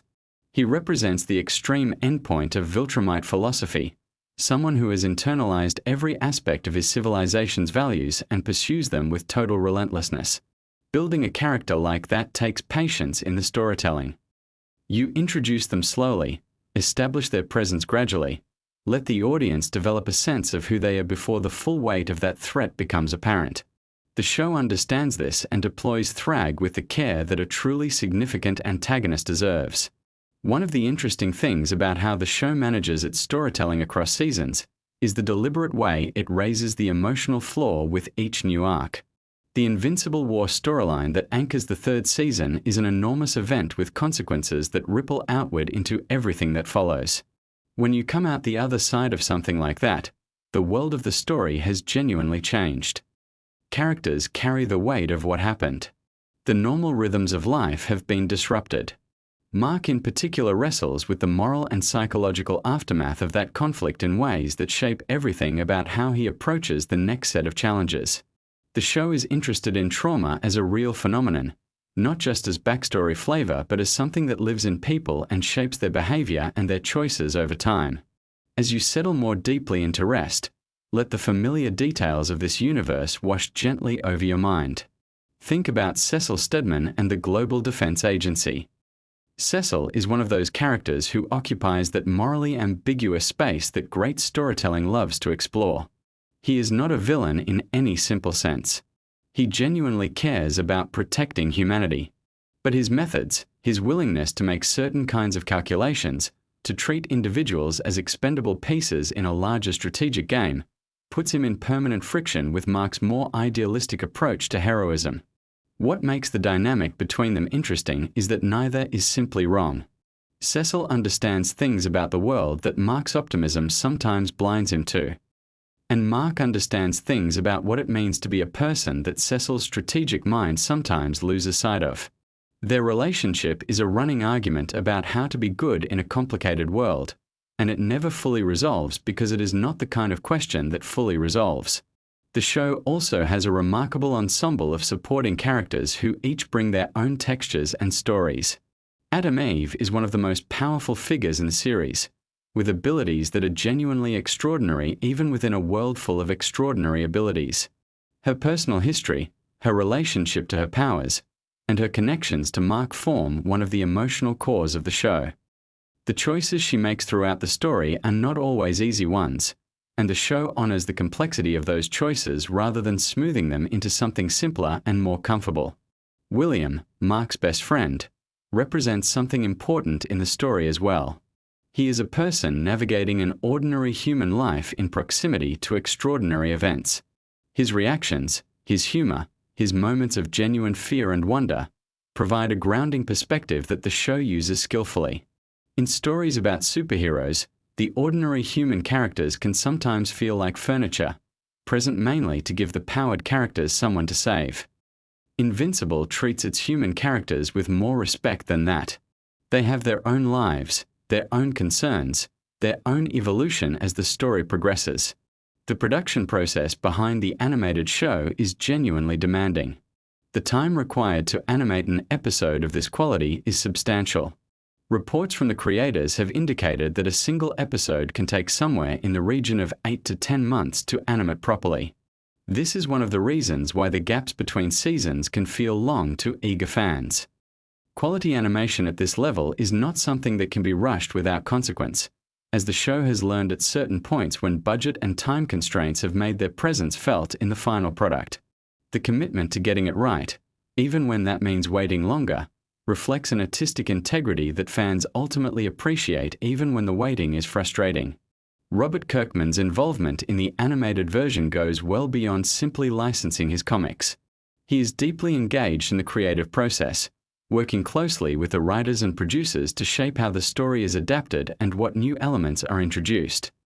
His public appearances, including screenings and question and answer sessions for early episodes, reveal a person who is genuinely passionate about this story and these characters, someone who approaches the work with both excitement and a kind of earnest perfectionism.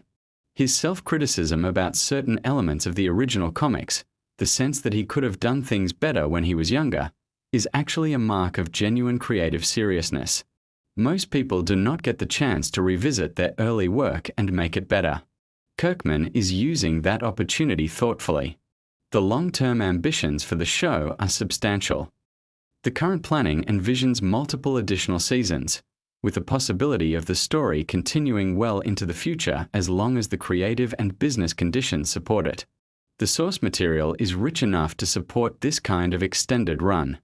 The comics told a complete story with a definitive ending, which means the show has a destination it is moving toward, even as it takes its own path to get there.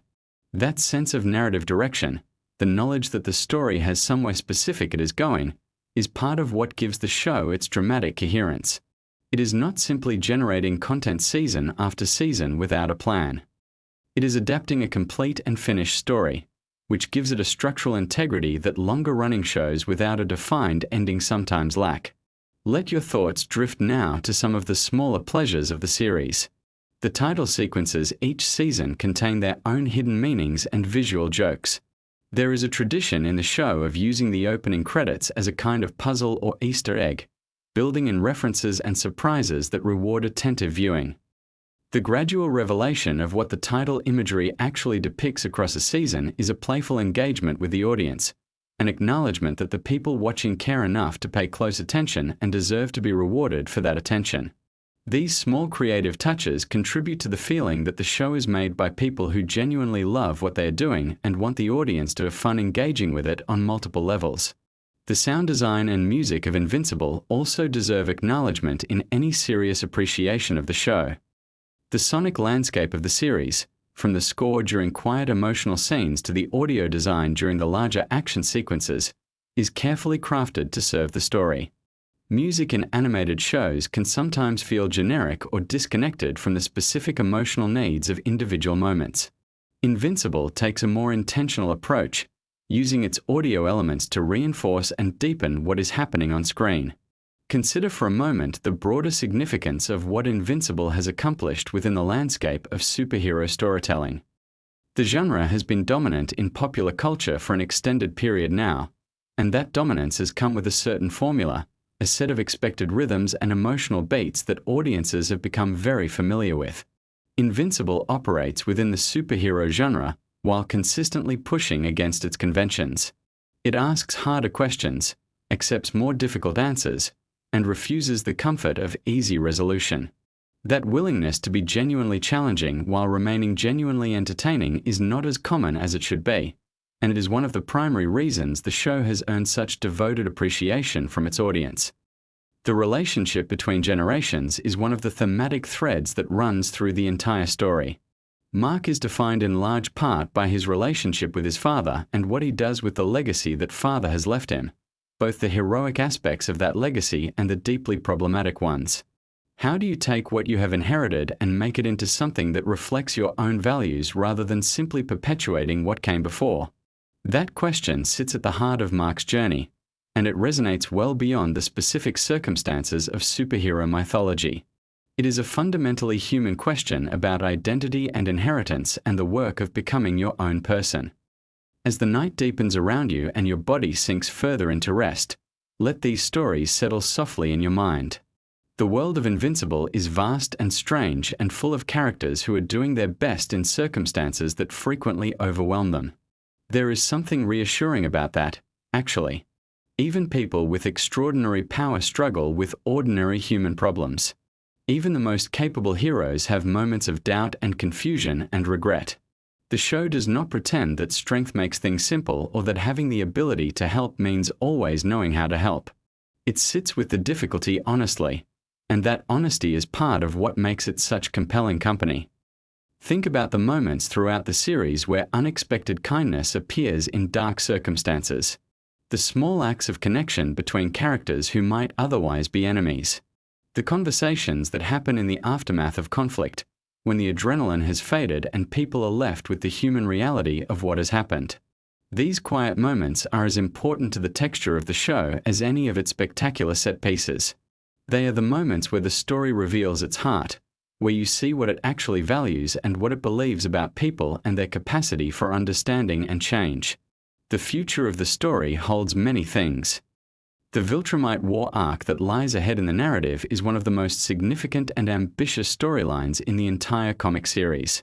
It represents a genuine escalation, a raising of the stakes that involves not just individual characters but entire civilizations and the fate of the larger universe. Preparing the audience for that kind of conflict requires careful groundwork, and the show has been laying that groundwork deliberately and patiently. When the larger confrontation arrives, it will have been earned.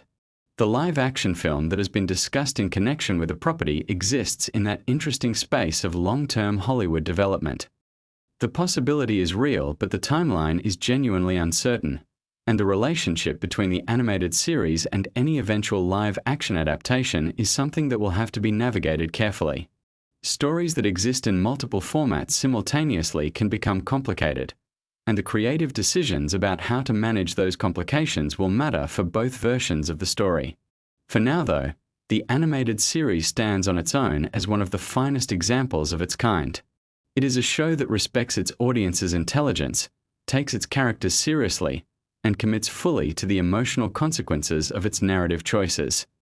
In a media landscape that often opts for the safe and comfortable, Invincible continues to choose the interesting path, the more demanding path, the path that requires its characters and its audience to engage fully with what it means to try to be good in a world that resists simple answers. And as you rest now, as your breathing slows and the sounds of the day fade away, carry with you the quiet satisfaction of knowing there is more of this story still to come.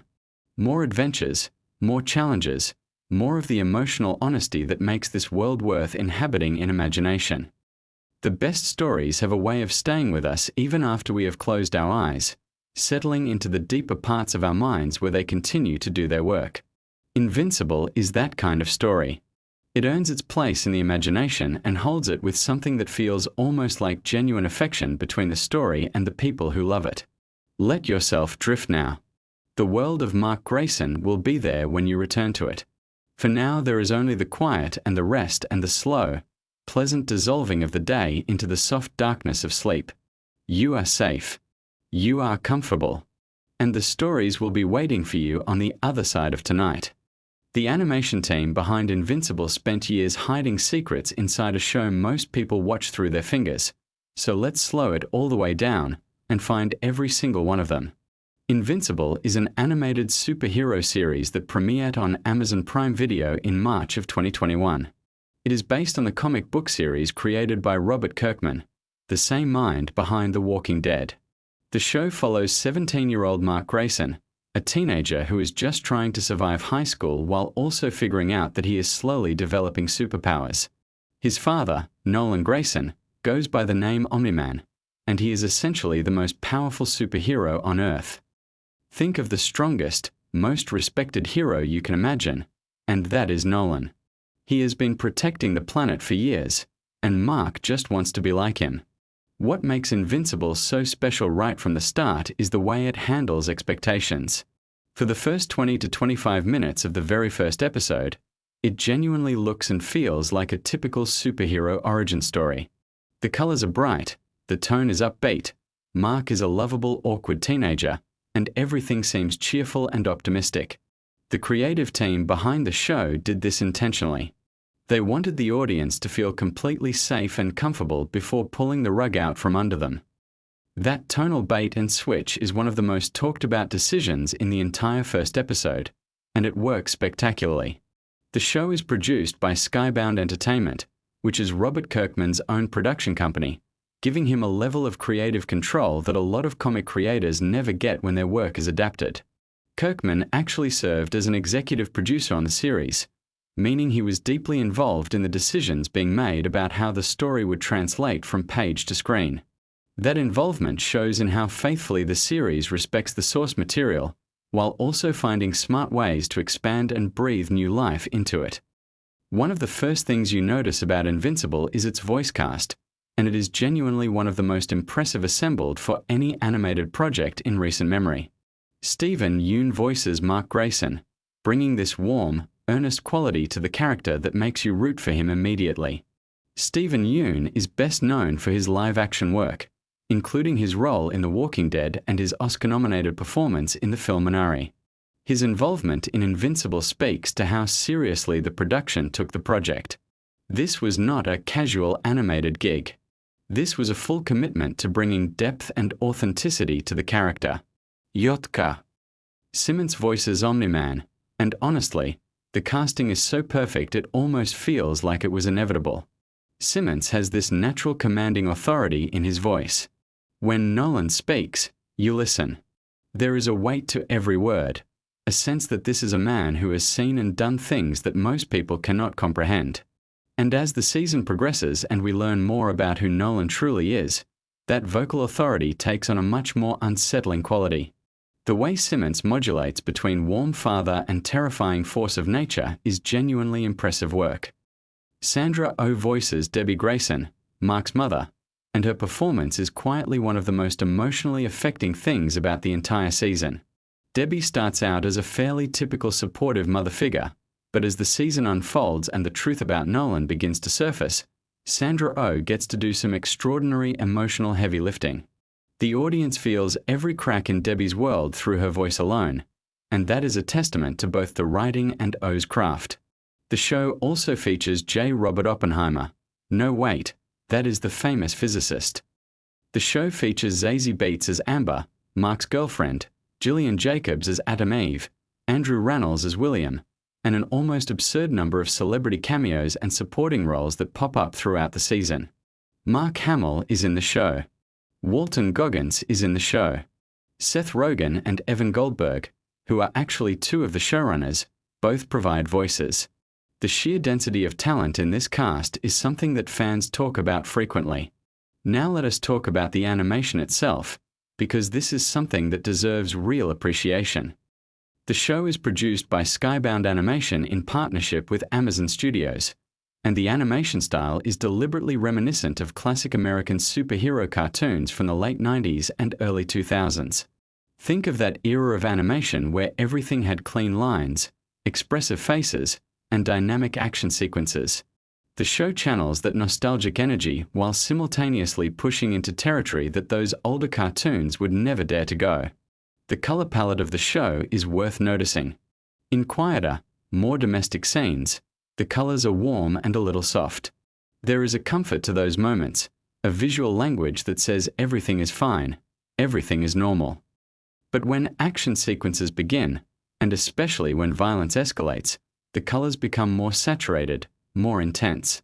The show uses color as an emotional guide, steering your feelings before the dialogue or action even registers consciously. One of the more interesting technical decisions made by the animation team involves the way blood and injury are depicted. This is a show that does not shy away from the consequences of superhero combat. When people get hurt in Invincible, it looks like it hurts. This was a deliberate creative choice rooted in a specific philosophy. The creators wanted the violence to feel meaningful rather than consequence-free. In most superhero content, characters trade blows without any visible lasting damage, which can make the stakes feel artificial. Invincible refuses to let that happen. The show's first season covers roughly the first 13 issues of the original comic series, though with some adjustments and additions. The pacing is notably different from the comics, with the television adaptation taking time to develop relationships and emotional dynamics that the comics sometimes moved past quickly. This was a smart adaptation choice because television audiences need to feel emotionally connected to characters before those characters are put through difficult situations. By the time the season reaches its pivotal moments, you genuinely care about everyone involved. Let us talk about Adam Eve for a moment, because she is one of the most fascinating characters in the season. Eve Wilkins has the ability to rearrange matter at a molecular level, which makes her arguably one of the most powerful characters in the entire show. She can transform one substance into another, create things from nothing, and theoretically reshape reality itself if she wanted to. But she was raised and trained by a government organization that encouraged her to use her powers in limited, controlled ways. The tension between Eve's extraordinary potential and the constraints placed on her by others is one of the recurring themes of her character arc. What is interesting about Eve is that her power, while incredible, is shown to have real emotional and physical costs. Using her abilities extensively drains her. There is a fatigue that comes with pushing her powers to their limits, and the show portrays this not as a simple weakness but as a reminder that even immense power comes with a price. This humanizes her in ways that make her far more compelling than a character who simply has unlimited capability. The Guardians of the Globe are another element worth exploring. These are Earth's premier superhero team in the Invincible universe, essentially the Justice League equivalent of this world. They are powerful, respected, and seemingly unstoppable. The show introduces them with genuine affection, letting you spend just enough time with them to appreciate their personalities and dynamics. There is Dark Wing, who has an obvious Batman energy. There is Green Ghost, War Woman, Aquarius, Red Rush, and the Immortal leading the team. Each one is distinct enough to feel like a real character rather than just set dressing. The decision to invest even a small amount of time developing the Guardians before the end of the first episode is a masterful storytelling choice. Because what happens to the Guardians in the final act of that first episode lands so much harder when you have already started to feel something for them. The show knew exactly what it was doing, and it executed that setup with precision. Cecil Stedman is a character who deserves a lot of attention.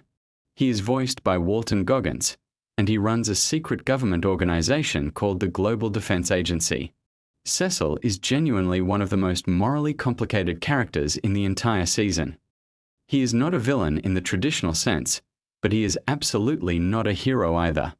He operates in a world of hard choices and calculated sacrifices, and he makes those choices with a cool, almost clinical detachment that is deeply unsettling when you think about what it actually means in practice. The interesting thing about Cecil is that nearly everything he does is technically in service of protecting humanity. His motivations are understandable, even sympathetic in the abstract. But the methods he employs and the lengths he is willing to go to are the kinds of things that make you deeply uncomfortable. Walton Goggins brings exactly the right energy to this role, that particular flavor of charming menace that he has deployed to great effect throughout his career. There is a character named the Mauler twins who appear in the season, and they are a fascinating creation. They are clones who have lost track of which of them is the original. Each twin believes himself to be the genuine article and the other to be the copy, but neither can actually prove it, and they have essentially given up trying to resolve the question. What is wonderful about this detail is that it says so much about identity and selfhood in just a few words. The Mauler twins are comic book villains, but that one character detail elevates them into something that touches on genuinely philosophical territory. The show handles the theme of legacy with remarkable sophistication throughout the season. Mark is not just trying to become a superhero. He is trying to become his father. He wants to earn the Omni-Man name, to live up to the standard that his father has set.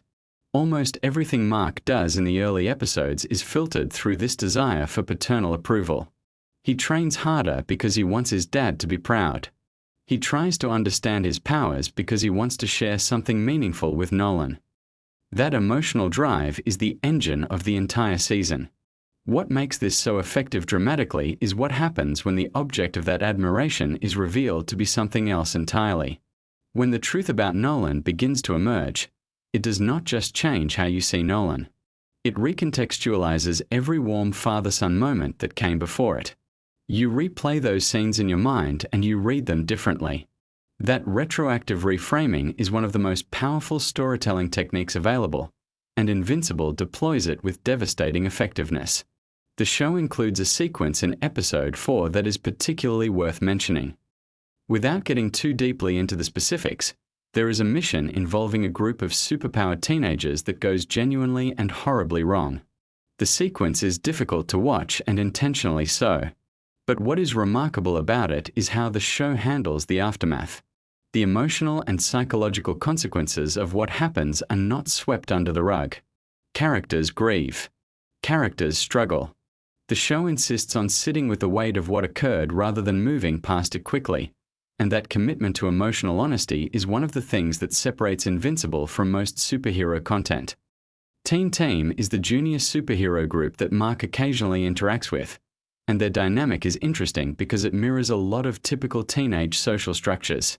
There is hierarchy, there is competition, there is the particular awkwardness of young people trying to prove themselves.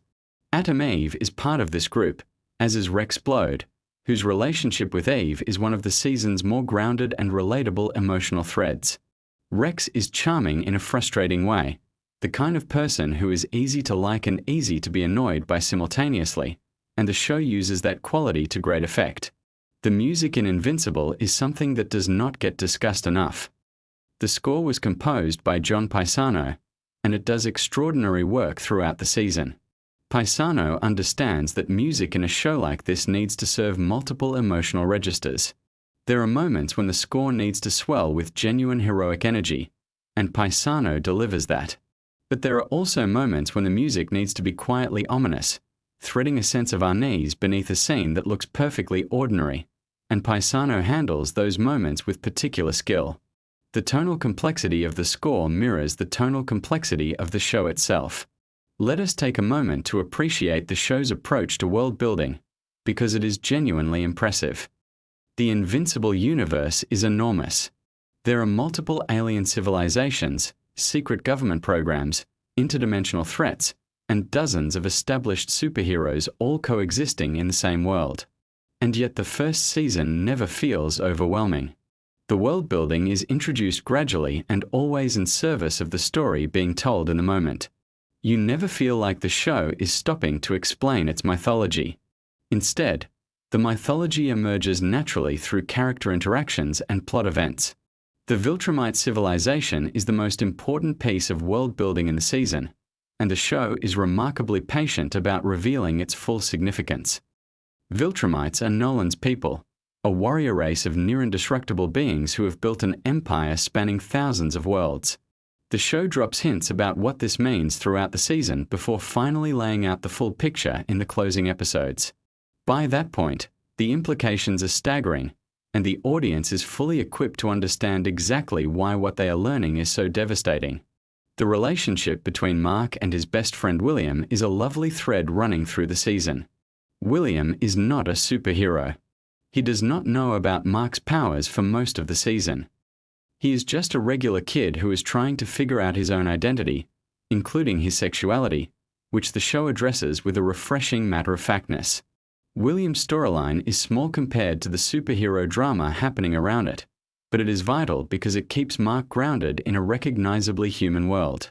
Without William, Mark might float away entirely into the superhero narrative and lose some of what makes him relatable. There is a character named Damien Darkblood, a demon detective, who shows up in a handful of episodes investigating the mystery of what happened to the Guardians of the Globe. Darkblood is a fascinating creation, a figure from hell who has chosen to spend his existence solving crimes rather than committing them. He is given almost no backstory, and yet he manages to feel fully realized through a combination of sharp design, economical writing, and excellent voice performance. He is the kind of character who could carry his own series, and his departure from the show's story is handled in a way that is simultaneously satisfying and quietly melancholy. The show's finale is one of the most emotionally intense pieces of superhero storytelling ever put to screen. The confrontation between Mark and Nolan that serves as the season's climax is a long sequence, almost uncomfortably extended, and that length is part of what makes it so effective.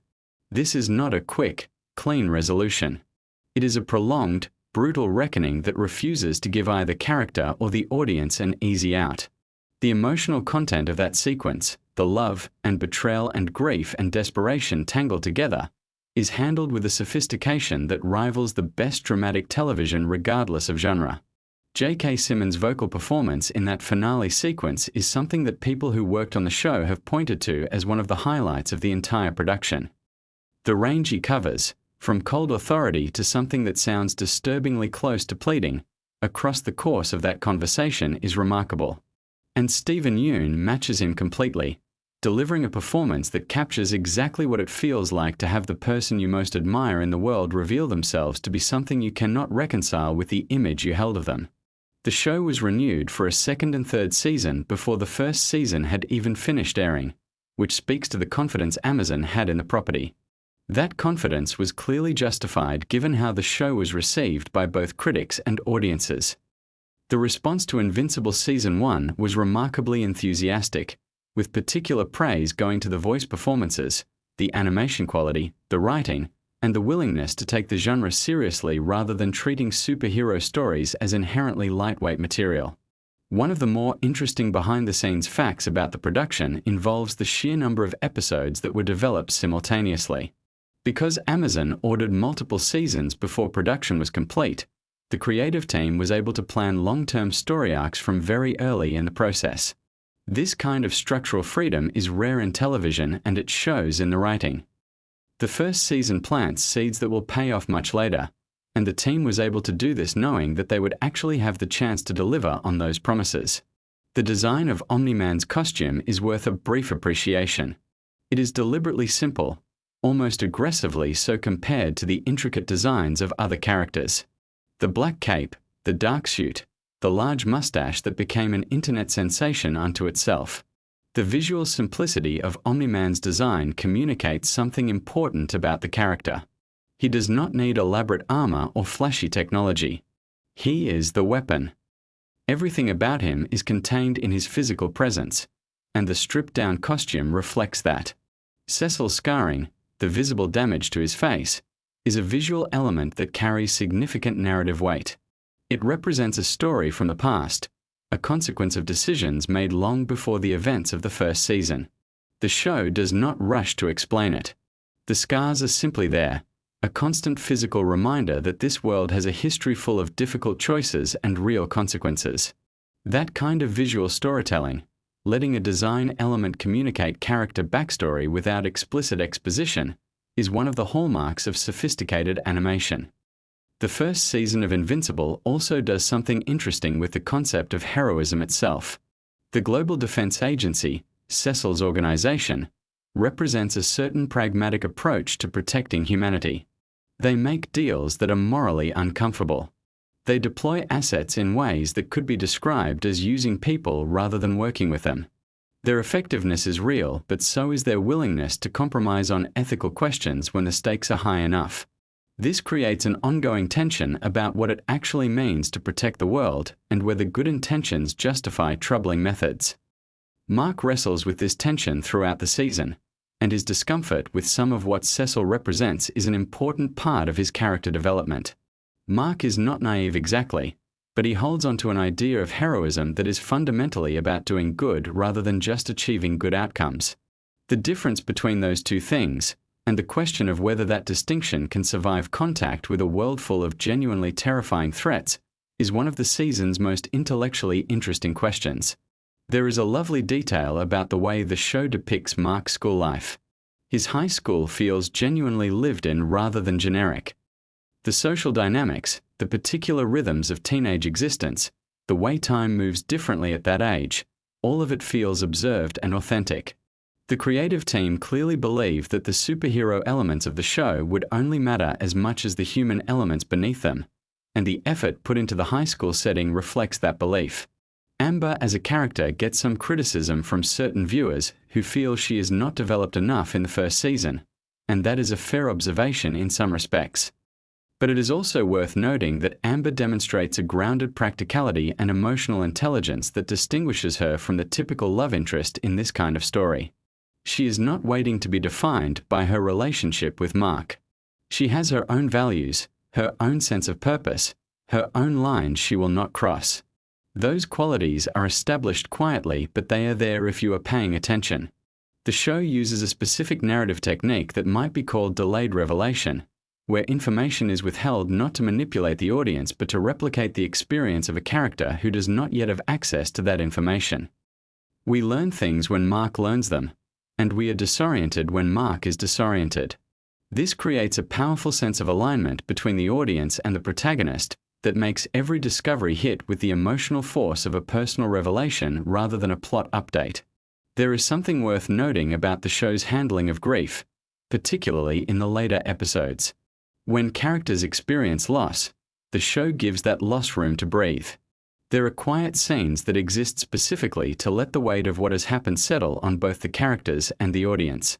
This is a discipline that a lot of action-focused storytelling lacks. Invincible understands that audiences need to feel the cost of events before moving on, and it honors that need consistently. The season concludes with Mark fundamentally changed from the person he was in the first episode, but not in a way that feels arbitrary or forced. Every development in his character arc traces back to specific experiences and relationships and choices. His transformation feels earned rather than imposed, which is one of the most important qualities a season of television can have. When you finish watching and you think back to where Mark began, the distance he has traveled is genuinely striking. One final thing worth sitting with as you drift towards sleep is just the broader significance of what Invincible Season 1 accomplished in the landscape of superhero media. It demonstrated that the genre could support genuinely complex, emotionally sophisticated storytelling without sacrificing entertainment value or accessibility. It took the things that make superhero stories compelling and used them as a foundation for something that asked harder questions and demanded more from its audience. And it did all of this while still being completely, thoroughly watchable, the kind of show that pulls you through episode after episode without you quite realizing how much time has passed. The legacy of this first season is a show that earned its place among the most celebrated animated series of its era, not just among superhero content but among ambitious storytelling more broadly. It reminded audiences and creators alike that animation is not a limitation but a possibility space, a medium capable of things that live action cannot always achieve, and that the stories told there can be every bit as affecting and meaningful as anything else on your screen. So as you settle in tonight, let these details and stories drift through your mind. The care taken with every voice performance, the deliberate visual choices, the patience of the storytelling, the richness of the world that Kirkman and the creative team built together, the way a teenage boy trying to be like his father became one of the most resonant origin stories in superhero fiction. All of that is waiting for you to revisit it, to notice new things, to appreciate how much craft went into every single frame of this extraordinary first season. Rest well. The world of Invincible will be there when you wake up.